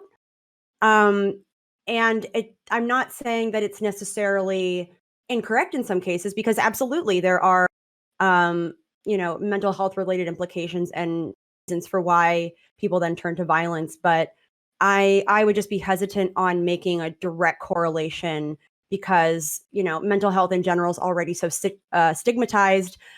Even seeking help for a mental health related thing is stigmatized. So, and the reality is that the vast majority of people who suffer from mental illness or seek help or treatment for mental health related things, the vast majority of them don't end up murdering people. So I don't know. Yeah, but I guess it's the same argument to be had where people say that like there's a lot of guns in the U.S., but most of them aren't going towards killing people. But does that mean that we shouldn't go ahead and add gun regulations? No, not necessarily. Just because not every single. I'm not saying we shouldn't have like mental health care, and also that, but like I mean, in talking about, well, how are we going to solve decrease violence? I wouldn't necessarily bank it on saying, oh, well, if we just like do mental health care, like have mental health care be more widely available, or like have universal health care. I would be hesitant to then say, oh, great, then we're gonna in turn see gun violence just plummet, because that's taking care of it. Because I think it's a lot more nuanced than that. And I also just like that direct correlation of mental illness with gun violence. I just find it a little problematic and stigmatizing those with mental illness. I just really want to jump back a quick second if we can, because I need to correct something that was said that was vastly inaccurate, and I was pretty sure it was, but I wanted to make sure first. The FGC-9 is not a fully 3D printed gun. The FGC-9 uses the AR-15 firing system, which means you have to get off-the-shelf gun parts before you can use that gun. I don't appreciate being deceived. You can go to the hardware store and get the parts. Sorry? Yes, that was the entire point. Almost every part in that gun is an off-the-shelf part you can buy online anyways, right? So again, you can do it significantly faster by either just going and buying the parts or going and buying a gun. The idea that this is comparable in any way to a normal firearm is ridiculous. I'm sorry. Because I knew that the FGC-9 wasn't a fucking fully fucking 3D printed gun, but I wanted to make sure that that hadn't changed in the past few months. You get fucking off-the-shelf firing parts that you can't manufacture at home. And according to the ATF, you can buy those parts to machine those parts at home already under the current law. So this doesn't change anything. So sorry, I needed to address that. Well, your point was that your 3D printer can only be used to make a one-shot gun, and that's not true. Because without buying, which a fully 3D printed gun would only be a one-shot gun. You need the AR-15 firing system, which is a fully metal component in order to be able to shoot 2,000 rounds. That's so deceptive, it's ridiculous. What? You can go to the hardware store and get these parts. It is a gun with 3D printed parts and off-the-shelf parts. It's not the same as the gun that I was referring to, which except for the spring mechanism, 100% 3D printed, and I caveated that at the beginning of my statement. So I don't appreciate you using the FGC-9. Oh my gosh. That's so deceptive. Oh my gosh. Okay, could I go ahead and ask a question that I wanted to ask earlier? I want Maddie to finish. Maddie, have you finished? Oh no, that was just my point about being hesitant with gun violence. Okay, well then let's go to Red Charlotte, and then we can go to you, Kadrana. Red Charlotte's been playing a long time.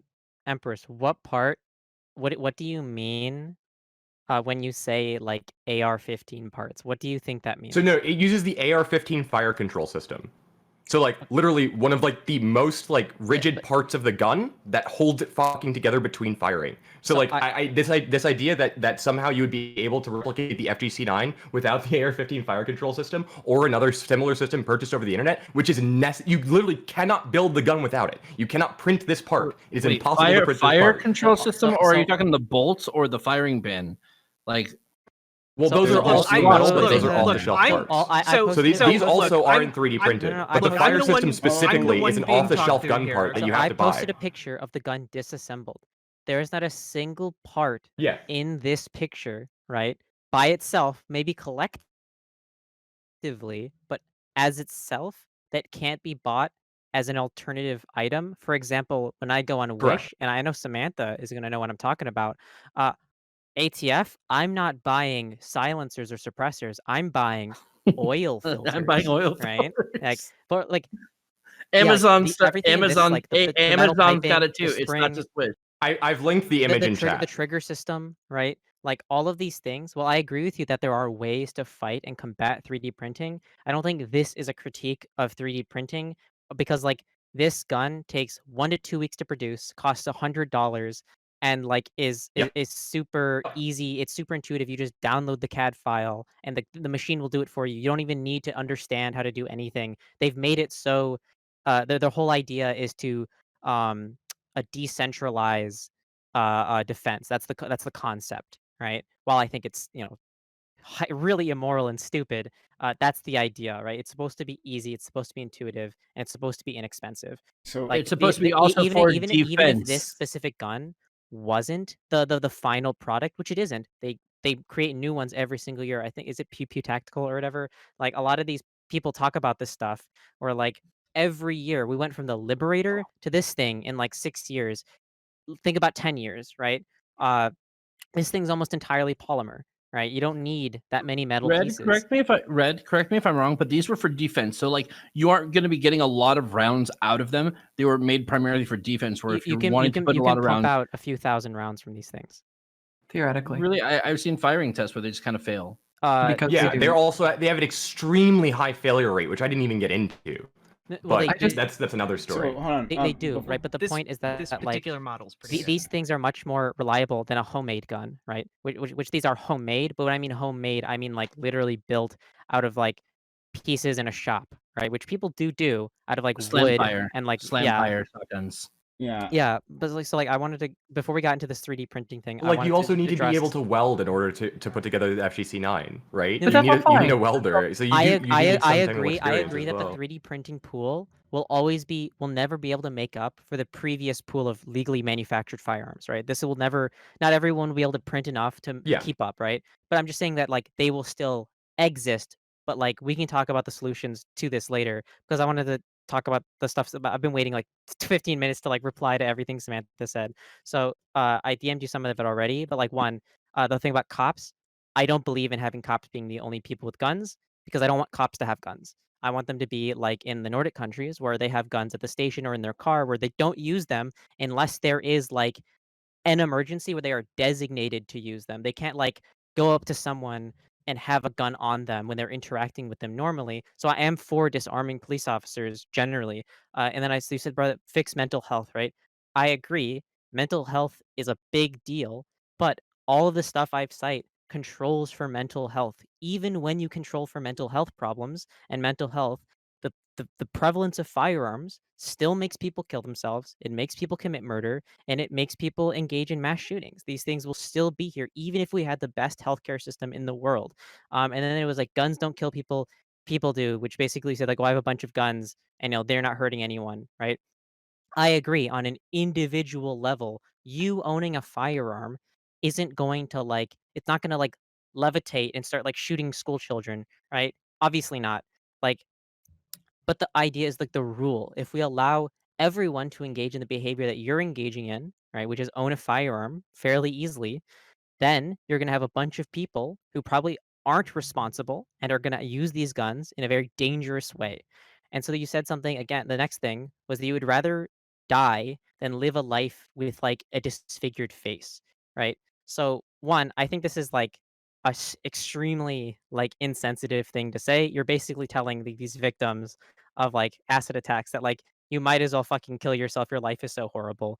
And one, we also have like the medical technology today to reconfigure faces, pretty much not perfectly, but we're getting there, right? So like there's still like you can still live like a fulfilling and like flourishing life even after an After acid attack. Like, multiple surgeries, and with the American, healthcare system, You're kind of but that's a you're separate kind of issue. like That's how you're kind of bankrupt you'll boiling it down. be. You're finding an issue where like when clearly the point of that was to say that like there are so many health complications on top of the disfigurement from an acid attack. That's like the point of it, right? Like nobody's trying to say that anybody's life is worthless, but having to deal with all of that No, but this is not worth it for her.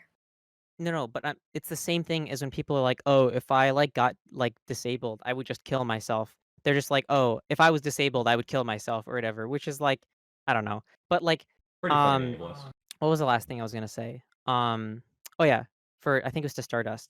Knives, whatever, right? In like the UK and on all of these countries, they have lower homicide rates per capita in general, but they also have lower knife homicide per capita rates than the United States and big American cities. So when you get rid of guns, people don't just supplement the crime and killing they do with guns that they would have done with knives because they're not the same tool and they don't do the same things. I don't think I was making that assertion though. I think people were comparing knives and guns, right? And like, and pretty much my point was like, if you're skilled enough with a knife and you know where to stab, then you can kill somebody. Okay. Let's go to. I'm gonna actually respond to that real quick. So on the acid comment thing, that's can be my personal opinion. I don't give a fuck if it. Like, I'm not trying to be ableist. So I'm not gonna fucking put up with this purity test fucking bullshit, asinine garbage, dog shit. To the Nordic model, we have to take a look at population size and also the fact that they don't have the amount of gang violence we do due to poverty and capital inequity in this country. So like with the poverty rates here, you're gonna have gang problems, and the gang problems aren't gonna stop just because they don't have guns. They're just gonna find different ways to do their gang shit. Trust me, I know, I've been in prison. There's many other ways to fucking do gang shit than with guns. So that's going to fly up because you have to take a look at population size, demographics, and the poverty that attributes to gang violence and, theft and stuff, armed robbery, carjacking and stuff. All this is going to still happen just with different weapons. People can get more hurt in a knife fight than you can in a gunfight if you do that. Also, how are you going to fucking disarm the population? And shrivel your face all you want. I don't give a shit. Okay. So let's go to Katarina, Jack. I think Alice had her hand up at some point. And then Pastel. So I recognize that, of course, guns are the ones killing people. But I know, Maddie, you were saying that it's a little bit like, I guess, harmful to somewhat perpetuate the idea that it's often mental health reasons. But like, let's say we were to have a system in which mental health was dealt with. What are the other reasons that people are going ahead and shooting up places? Like, because we can even ascribe some of the, people having their like manifestos and indoctrination as just another sign of poor mental health. Perhaps if some of the people like ER were to go ahead and have mental health resources, then that could have been mediated. So yeah, like if it's not mental health, is it just because some people are like, today's a good day, let's go shoot it up? I mean, everything was going good in my life. Nothing's wrong. Yeah. I'm I fine. think that's a valid question. I think there are a lot of various factors that drive people to be violent. I mean, in a lot of cases, especially when it's a case of like committing a robbery and being armed when they're committing a robbery, like socioeconomic opportunity is a factor. I would say that our culture being sort of drenched in toxic masculinity and glorifying violence and equating violence with power and sort of seeing this hyper masculinized hero idol as like something to be revered. And that becomes pervasive because when you have a society that values these things, that puts those things up on a pedestal, you see the general population emulate that, especially in response to different things happening in their lives. I mean, the reason you see violence against people, I mean, it's not necessarily just a mental health thing. In a lot of cases, it's racially motivated. In a lot of cases, it's misogyny motivated. So I think, there are a number of intersecting factors that play into the prevalence of violence in our society. And I'm not saying necessarily that mental health isn't one of those factors, because I think it absolutely can contribute.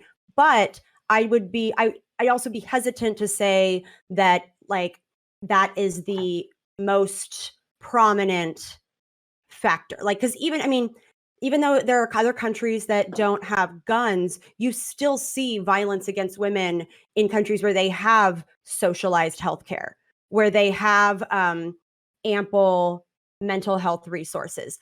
There are those countries still suffer from a lot of the same problems.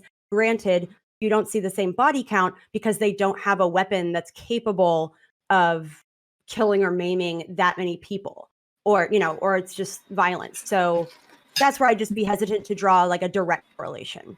Yeah, so I can see like the whole argument for like when it comes to robberies and like one-on-one things being socioeconomic, but I can't really see very much of any, I guess, logical reason behind somebody going and just committing like a glory kill, because that's essentially what it is. It's just, look at me, I did a thing, I'm in book today for doing a mass shooting, and even if it is due to things like racism or misogyny, I like to also somewhat sit there and think like there must be something going wrong in your life if you really think that it's the Black people that are ruining everything. So I mean, could that not in itself be something that could also be partially treated with proper mental health facilities? Potentially, but again, we even had this summer an instance of these two men, a Black man jogging on the side of a road and having two white guys in a truck follow him, just making the assumption that, oh, this guy must be a criminal because it's a Black man running like in our neighborhood, and they shot and killed him. And like that, and I don't know that we can necessarily chalk that up to like, oh, well, if they had gotten proper medical health, like mental health treatment, if only they had gone to a therapist, then maybe that could have been avoided. Granted, I'm of the mind that like if it were equal opportunity by the cost, I think everyone should go to therapy. But I think there are also things that like aren't necessarily solved by just having resources for mental health, because there are other sort of systemic issues within our society that don't stem from that, but still lead to violent outcomes. Okay. Really interesting. And there's so much to what you were saying there, Maddie. I'll move down the list, but like there's a lot to what you were saying there. Let's go to Jack, Alice, and Pastel. Yeah, I think this has come up several times over the course of this, but if we're really interested in reducing the amount of gun crime, then we have to be interested in improving and investing in poorer neighborhoods. We have to be interested in equity. This is entirely one of the reasons why equity has become more and more of a point of discussion, and it's because we need to have programs that actually get resources to people on the ground in poor communities so that they aren't living in states of perpetual need, right? And now that doesn't, of course, affect mass shooting events, but it does affect overall gun violence. And if we're interested in reducing that, if we're interested in doing that, then hey, you know what? Let's get Medicare for all, because a lot of people get trapped into poverty by medical debt. Let's get community resources so that communities can distribute food or water or get people shelter in their communities as needed. Let's do all these things because that reduces crime far better than like boosting the police budget. Alice, Pastel. There's like so many different things being approached here. It's just ridiculous to me, like how different each of these things are. I guess like just to address multiple things, like what do you think like a good country to compare, America to? Because like for me, it's like, okay, let's compare us to Syria, right? Syria is a good country to compare us to, right? yeah, we're 4 times more like deadly than Syria. So with Turkey, same, 4 times more deadly than Turkey. The countries with like lowest gun crime, we're nowhere near. We're hilariously more deadly than the lowest countries. Even when you compare us to the highest countries, we're still like fighting pretty well. So I guess I just like we clearly have a problem. America has a problem, and it has a problem unlike pretty much any other country. Considering what we have in America, we're not a third world country. We don't act like a third world country, even in the worst places. We have something else happening, and that's why we point to things like mental health care and things like that. Like there's something else happening here, right? Like we have a lot of guns, but this crime is not happening just because we have a lot of guns. Like it's not it's not like we're having just some mass amount of crimes based on just these criminals, they have guns. Like okay, we just proved how easy it is to make a gun. If it were making a gun or being able to get access to a gun, it's not that hard to do, no matter where you are. Like you can get a gun. So it's not as simple as that. It's not as simple as just access to weapons. There's something else happening. So mental health care is a good thing to look at. Like suicides are very common, and that's another thing that we talk about when we talk about gun violence. We're not just talking about mass shootings. We're talking about gun violence overall. Suicides with guns are something that we need to think about, and that's why we talk about mental health care. If we're just talking about mass shootings, yeah, I mean, mass shootings are maybe not going to be solved by mental health care improvements or even by necessarily restricting guns. I mean, people are going to get guns. We just proved it again. We're gonna get guns. There's something else happening because even mass shootings were ridiculously higher than every other country. So something is happening culturally here, and we have to identify what it is and how do we reduce it? How do we stop both? How do we stop mass shootings? And how do we stop like gun violence overall? How do we stop suicides with guns? Like all of these things, America is just the worst in. We're top 20 for all of these statistics. So we're bad. What kind of a stinker? Yeah, I know I talk about it all the time and forever and ever, but my city, I live in Montreal. We had 3 shootings in 20 years, all in universities. We implemented laws. We don't have shootings in universities every 5 years anymore. And I know it's not a comparable number of guns, but we're the closest to America's rates within within North America. Like America has the number 1 most amount of guns per capita. Canada has number 7. Nowhere really close because America's like an exception, and then there's everybody else's statistics, but still Canada has quite a few guns per capita. People do like guns here, but if you do go ahead and implement the proper laws, you tend to not have people that get to go and shoot up minors and semi-minors anymore. Semi-minors? You mean adults? Pastel? Sure, you can call 18-year-olds that. Sorry. Yeah, Pastel? So I agree with Samantha, and I just found out through some research that it is illegal in most states to own a tank. So I advocate for everyone to go out there and buy a Leopard A5 main battle tank, okay? It's going to cost a lot of money, but like, will do. If the government ever goes tyrannical, we'll be ready for it. I had been looking at them. I mean, it's not good with like fuel, and so you probably shouldn't use it for getting groceries. But it just in case. Do we have like electric tanks? Oh my, we got to get Elon on this. Do I get access to the Tesla supercharging network? We don't need Elon Musk anywhere. Stardust. Let's just. No, we don't. So but he already is. What is a rocket if not a missile you point at the sky? What is it if not a dick that goes to the sun? No, it literally is. No. It's like the history of rockets comes from the development of the V2 rocket, which was literally a missile. Like we already. Okay, men like objects. There you go.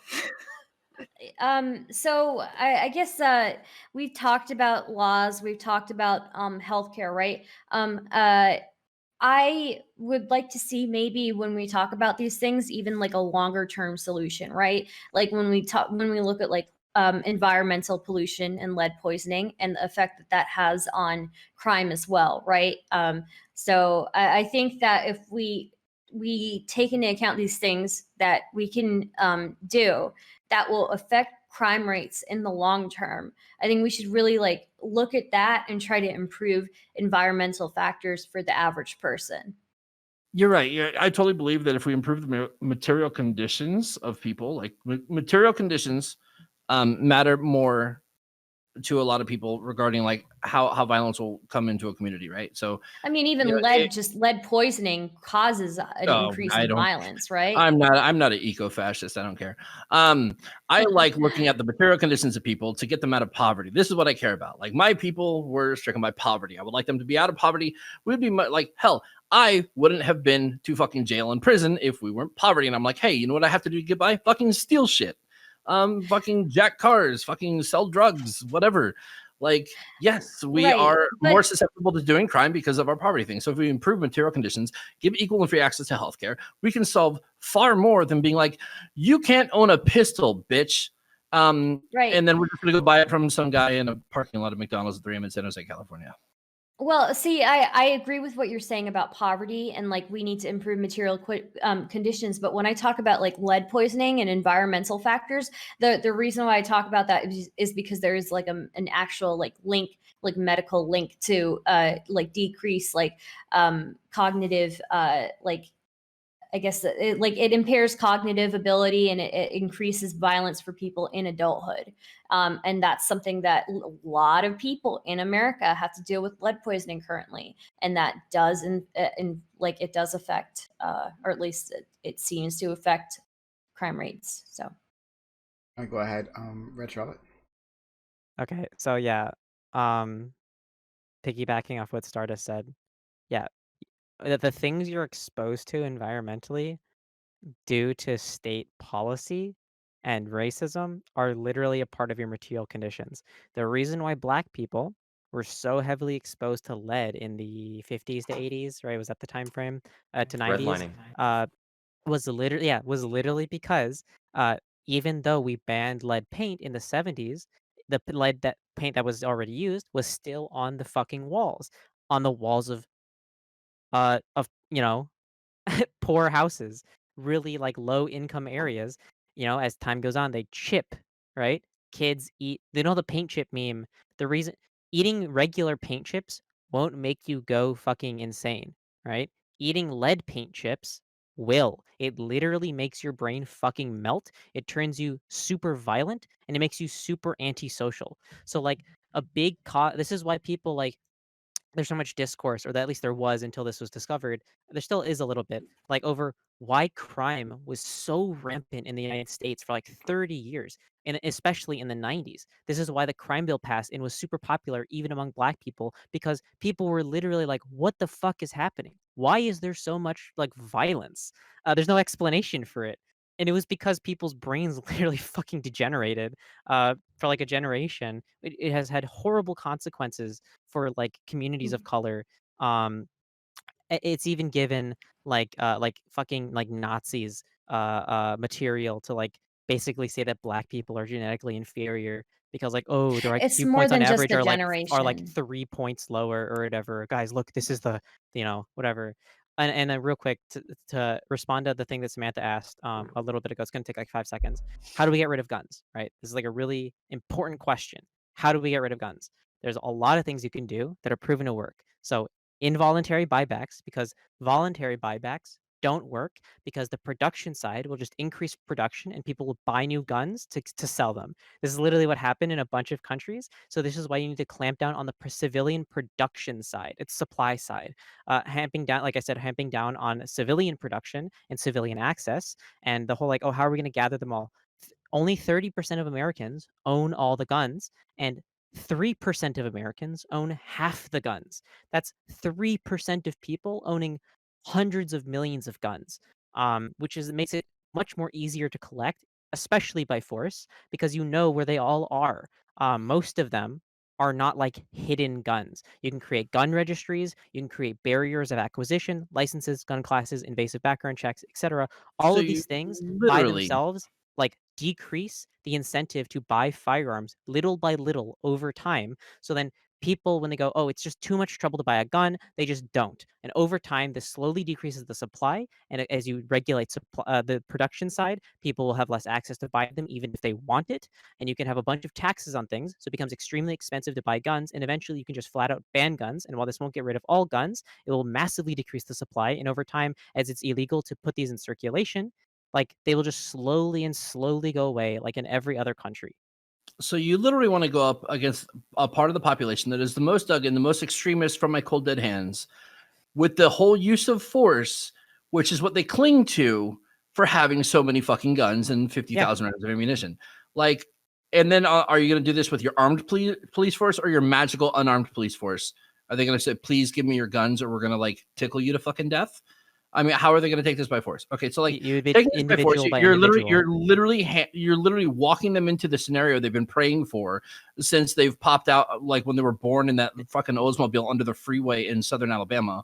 Okay, you're literally giving them this fucking thing they've been praying for. So this isn't true. Most gun owners are not like this. This is just. I'm not saying untrue. most gun owners. I'm not saying most gun owners. Even people who own 10 guns. Most of them who own lots of guns are not like this. The Civil War fucking sheepdog. You're missing my point. I'm literally talking about. I'm not talking about like all fucking gun owners. I'm literally saying this specific demographic of like fucking tyrannic government. I'm gonna fucking fight the government. When we target this demographic of people, it's not gonna be like a little Waco every 2 weeks, right? It's going to be like a slow like acquisition of like one thing after another. One thing, oh, you can only own 5 total guns, right, in like 20 years. And people are gonna be like, oh well, whatever, right? And then slowly and slowly and slowly, as these people die, especially if you make, for example, passing on guns to your children illegal, like if when these crazy people die, they won't be able to pass their guns on to their children. And then most likely those kids aren't gonna be like them, because it's I don't know, most of this like militiaman type stuff is not like it's slowly going away. It's not this like permanent part of American culture. We've seen it more and more over the past 4 years. Also, are you planning on just pissing on the Constitution, tearing up the whole thing, or lighting the whole motherfucker on fire? Because there's that whole thing. You mean the still one in the way? You mean one? Well, if you're going to fuck with one amendment, one amendment that explicitly says we have the right to regulate Hold on. What happens when you change one amendment is like what happens when the pendulum swings the other way. Say the far right gets in office and be like, you know what? Hey, it was really cool before the 14th Amendment, right? You know, before the 19th Amendment. Like, we can fuck these too, right? Then we should take the German approach. Yes, very simple. The German approach to this would be that you can't repeal fundamental rights and it abolishes your constitution otherwise. No, this is super important. This is so incredible. So one, this is called democracy. So literally, yes, if this somehow happened, it would happen. Sure, we would bring back fucking slavery. But the thing is, we like democracy tends to not create these kinds of outcomes. Tends to not create these kinds of outcomes. Democracy isn't good because it's like of some virtue. It's good because it generally produces good outcomes over time compared to autocracies. And for stuff like the Constitution, just because you're against one amendment doesn't mean that you're like all of a sudden throwing away the whole document. We have struck down amendments before. There's no slippery slope with like constitutional amendments because of how hard it is to change the Constitution. Just because you change it once doesn't mean you have to change it again and again and again, rapid fire. And just because you oppose one part of it doesn't mean you oppose all of it.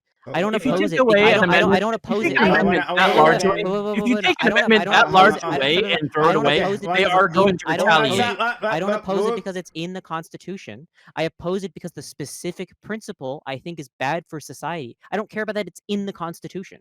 So let's go to if you take away that big of an amendment, please. Stardust and Analysis. There's something that bothered me. Okay, so it's not just one generation of people that were experiencing lead poisoning, right?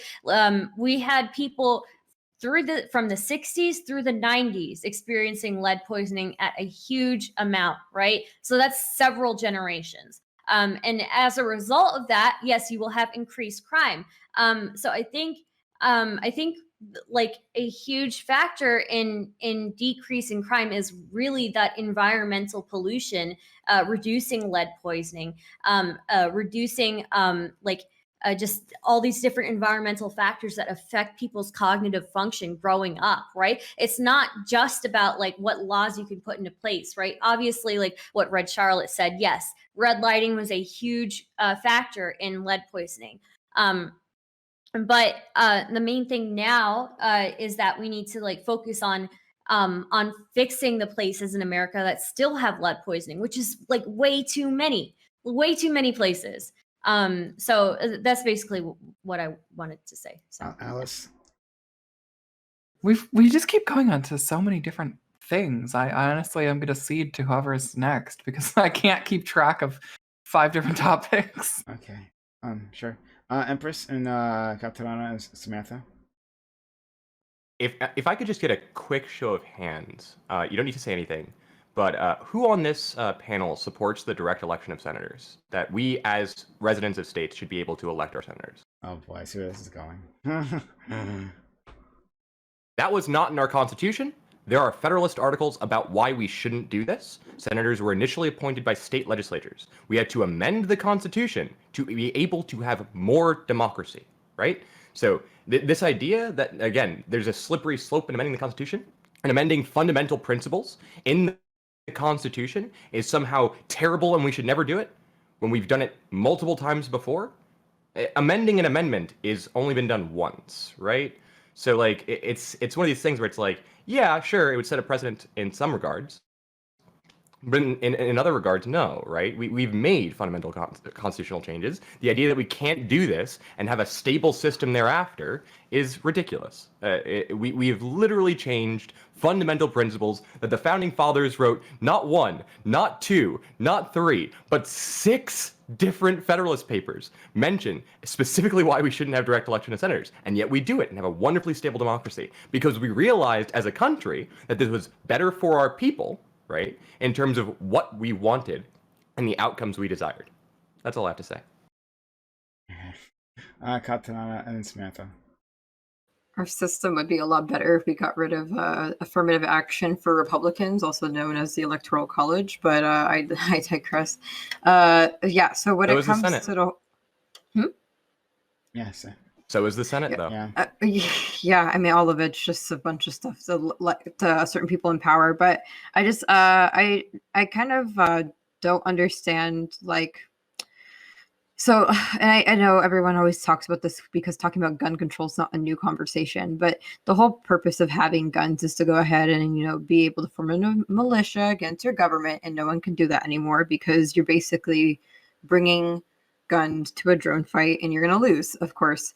So, like, why do you need a gun? Like, why do you really need it? Because, like, self-defense, sure, there's other methods of self-defense. So why do we need guns? Can we go back to muskets is what I'm asking. Like, I mean, basically a lot of these militia types envision themselves getting embroiled in some sort of like Vietnam, like struggle where they're hiding in the forests and the hills and, you know, they're camping out, they're striking against the seats of power. They're, you know, they're basically in like, you know, the same people who were plotting to kidnap the like governor of Michigan, who are like, yeah, we have all these plans and then we're going to go hide out in the hills and put her on trial in the middle of nowhere, our own special impartial trial. And like that, I mean, this is basically what they're envisioning, right? Like they think that they can win by being smart and like rural and good old boy fashion ingenuity, you know? Let's go to Samantha, especially, and I'm sure she's going to address you, Red Charlotte, so it's probably going to go right to you. No, I have 2 things. One is like, my whole point of like you got to look at the bigger picture. If we fuck with the Second Amendment, right? That's like the one thing that the right wants to hold on to more than anything, including their fucking God. Okay, so I'm just worried about what happens when they take power because they would love to do something in retaliation and take something away from, you know, minority groups or people that want them for their Second Amendment. Okay, like I'm just looking at the bigger picture. I don't want to see the fucking fallout from that. Also, the why a gun to defend yourself? Why not other means? Okay, well, I'm trans and hormone therapy taught me something called muscle atrophy. Plus, I got fat over COVID. And if you think like for a second that like I'm gonna be in a situation and I'm like, you know what, I would really not like to have an unfair advantage in this fight for my life. Like, that's stupid. In a fight for your life, you're going to want the biggest advantage possible over your attacker, and guns just kind of help even the playing field. Plus, I'm fat, so it's just easier for me to fight with a gun because fat. But like, you got to look at other things. I'm not going to go, get checked and then fucking get into a hand-to-hand combat with like a rapist. Like, I would like to create distance and just put 2 to the chest and 1 to the head for my safety and just to get the fuck out of the situation in hypotheticals like that. Okay. I don't want to sit here and put myself that close to danger. I don't want my family that close to danger. This allows me some distance and be able to drop that target from a distance. Okay. Keeping them away from direct threats of myself and my family. But yeah, biggest concern is the right would love to retaliate. They do everything in retaliation. They're petty little fucks. So if, I'm all for keeping guns. I have an FFL, so this Feinstein bill or whatever, it's not going to affect me. I have an FFL. All the other people that don't have one, they're going to lose their guns unless they're rich and have an FFL. So I could give a shit personally. However, I don't want it taken away from minority groups. I don't want it taken away from marginalized groups. I don't want it take it away from groups of people that are more at risk of being attacked. I would like people to have them defend themselves. 2, larger population, Nordic model shit. Half of the Scandinavian countries carry guns on their police officer anyway. Fuck this, you're not taking our guns. Go ahead. All right, Charlotte. Wait, can I really quickly just ask something? You can go, you can go real quick. I'm writing something. Okay. Yeah, thanks. So the whole idea, like, that we bring guns because you want to make sure that you can protect yourself. But with the whole statistic of, like 120 guns per 100 people, there's a good chance that the other person has a gun. So what advantage do you actually have? About 13 and a half years of military training in high stress environments and numerous deployments in combat zones. Please ask somebody else that question. I'm an outlier. I'm a bad example to answer that. I'm not the average person gun owner. Go ahead, Red Charlotte. Okay, so I'm gonna talk about what Samantha said. So the first thing, what if Republicans take power and then do bad things? They already do, and this is just called democracy. You're just critiquing democracy. You're not critiquing like gun legislation. Of course, like Republicans are already attempting to do bad things. This would just be trying to do another bad thing. And then one for the self-defense thing. Like I can post this study again from last time. Guns are not an effective means of self-defense for an individual. They just aren't. This is like super counterintuitive, but it's not true. Like you're much more likely to like end up hurting yourself like by trying to engage in self-defense usage with a firearm than if you weren't. Even in self-defense courses, it's all about first draw. If someone is already drawn on you, you fucking give them your shit and you comply, right? Because if you try to fucking pull on them, they will fucking kill you. Right? That is how you survive in a defensive situation 99% of the time. And for home break-ins, 90% of the time, people are not there to hurt you. They are there to take your shit, which is why guns are like in studies about what deters burglaries are not even mentioned because like criminals, like burglars, don't actually care about the guns. They care about dogs. They care about security systems. They care about a bunch of things because they don't actually care that you have a gun, right? For some reason, but they don't. And even if you look at like, do like communities that have higher gun ownership, does it cause less burglaries? No, it actually causes more because criminals who know that an area has lots of guns, generally because they'll try to go into a house when nobody is there, like if someone owns a lot of guns, they generally own a lot of other shit because guns are expensive as fuck. And then another thing, gun control isn't racist, like by itself. You're just critiquing the criminal justice system. Anything that regards criminal justice or law will always, unless it is specifically targeted against like white people, will target and disproportionately affect people of color. This is true for literally anything. Like that the solution to that is just not like never pass laws that do good things. The goal is to fix the criminal justice system. And then for the thing about tyranny, guns, like gun ownership does not deter tyranny and it does not deter government oppression. Like I can post a bunch of stuff in chat. The freest countries on the fucking earth economically, like civil liberties, movement, political liberties, are all the countries with the least amount of fucking guns. There's no correlation because whether a country is like likely to oppress its citizens is a lot more complicated of a subject than whether or not people have a bunch of firearms because, like Stardust brought up, they have sky guns, right? Like governments are very confident in fighting insurgency. They're not worried about it, even if you think that like it might help, which it won't. Read Chenyu within Stefan. Civil resistance is much more effective at like stirring regime change and political change than violent resistance. Okay.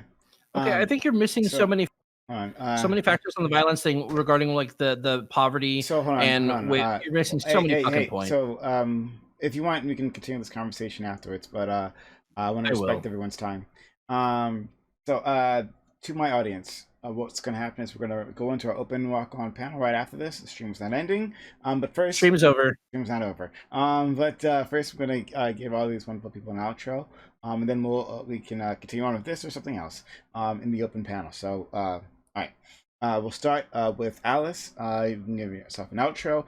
You can mention anything else you want if you want to have a closing statement on this or whatever. But go ahead, Alice. I really don't have any closing statement to give. Gotta have praxis, make actual change. I don't know, advocate for things that actually make sense.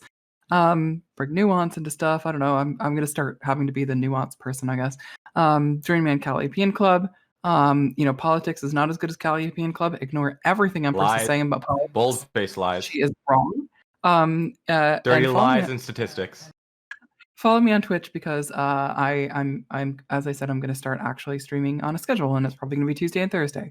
And I'll probably see everybody in the walk-on panel. And Prime, thank you for having me again. And you should have me on the Reverie or something again because that was funny. Oh, okay, yeah, sure, definitely. Exclamation point Eris in chat to get to the Calliopean Club. You don't have to spell it; it's right there. So yeah, check that out. It's a lot of fun. Good conversations, and less crazy than the next place I'm going to send you. Hey, Empress, how are you? I am doing phenomenal.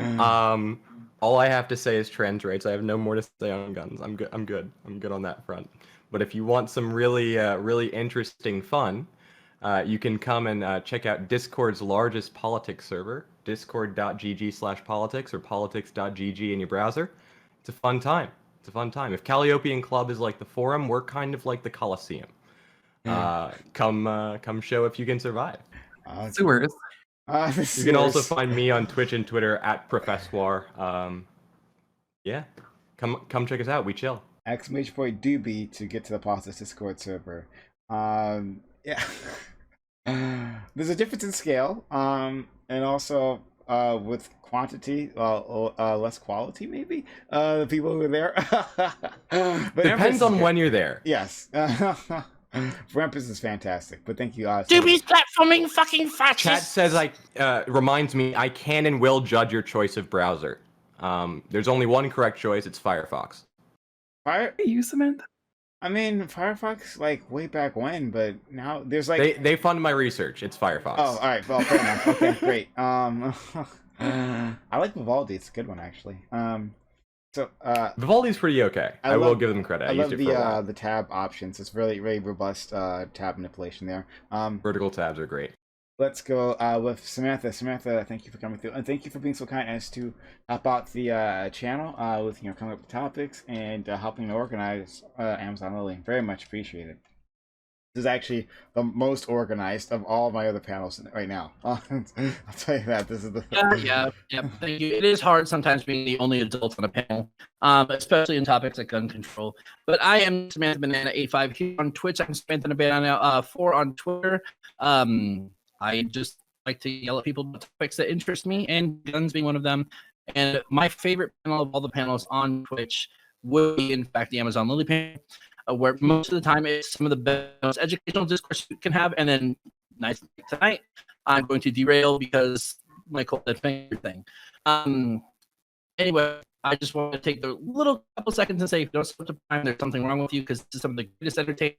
And if you can in all of the Twitch sphere, and if you don't follow all of the people on this panel, give them a shout out. Like, there's something wrong with them. On look at this lineup; they're all outstanding, smart, amazing people. You read Charlotte. You might have had disagreements, but you can't deny she's kind of smart, pretty damn smart.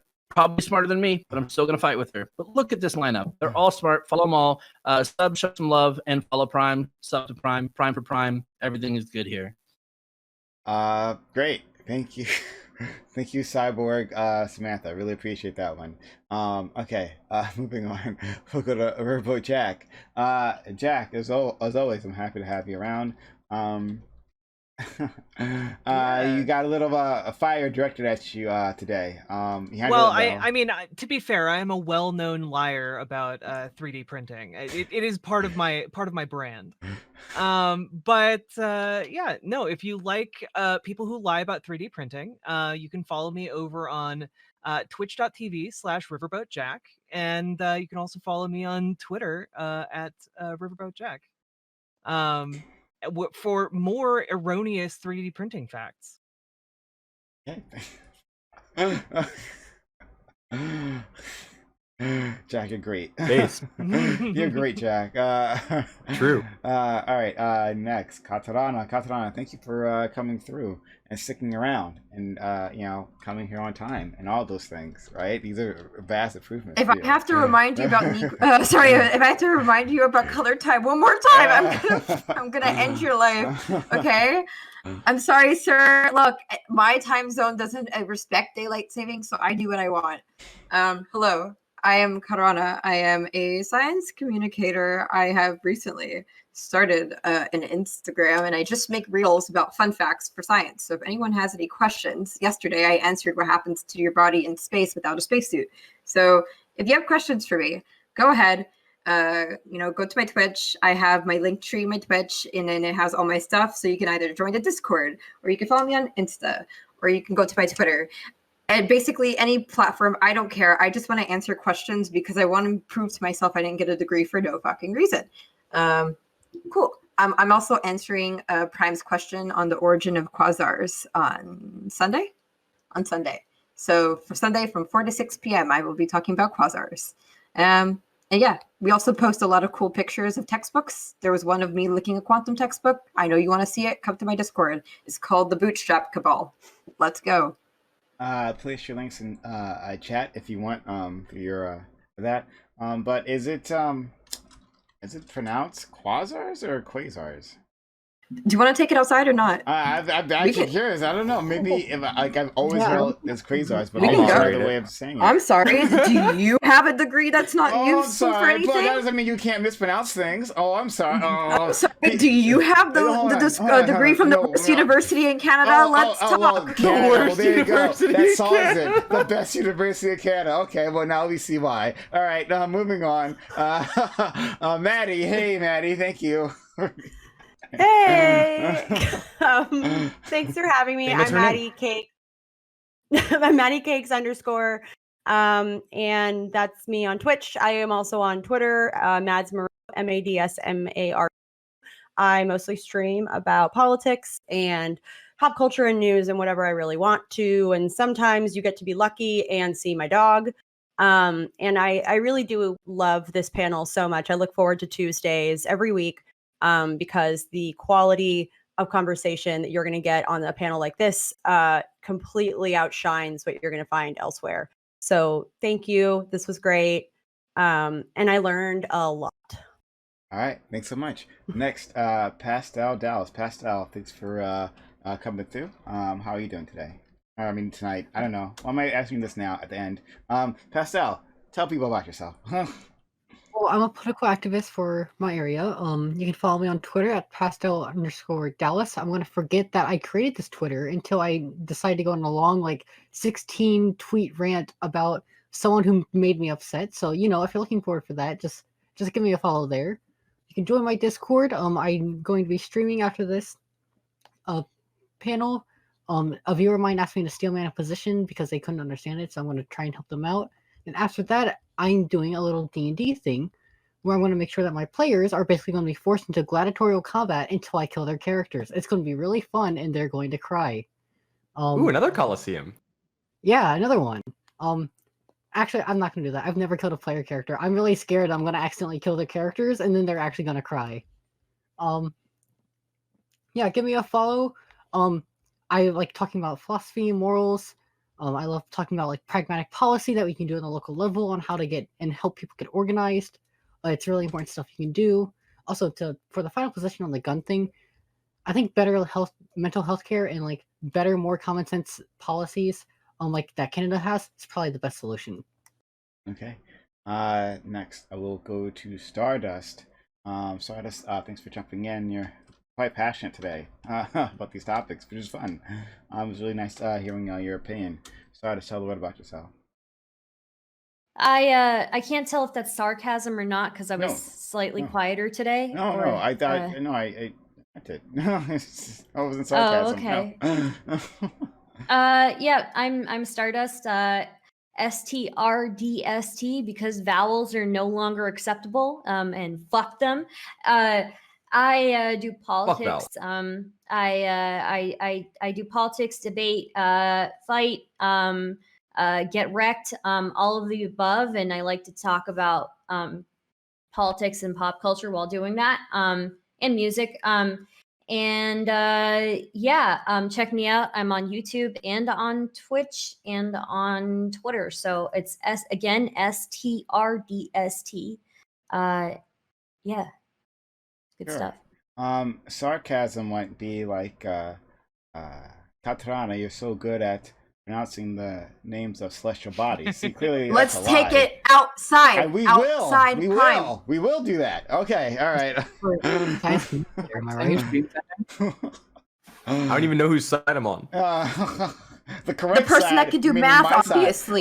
How does that mean anything about pronouncing things? I don't know. Okay, I don't know. All right, just means I'm better than you. Okay, all right. Take a walk. Moving on. I don't know if it's math. Next, Red Charlotte. How do you pronounce quasars? Quasar. Oh, like that. Normal See? human being, like that. right? That's simple. So I'm Red Charlotte. Twitch.tv/Red Charlotte. It's my only social media right now, except for like my anime list account. But like I talk about guns, I talk about foreign policy, I talk about trans stuff. And like a great man once said, hell yes, we're gonna take away your AR-15, your AK-47. We're not going to allow it to be used against our fellow Americans anymore. All right. I'm gonna continue to stream for the rest of the night. I guess what are we doing next? We're going to the open panel, which all of you are invited to. But if you can't join us, that's okay. Thank you for spending your time, your energy, your knowledge, your passion with my audience. I know they appreciate it just as much as I do. But maybe a little bit more if you could pronounce words by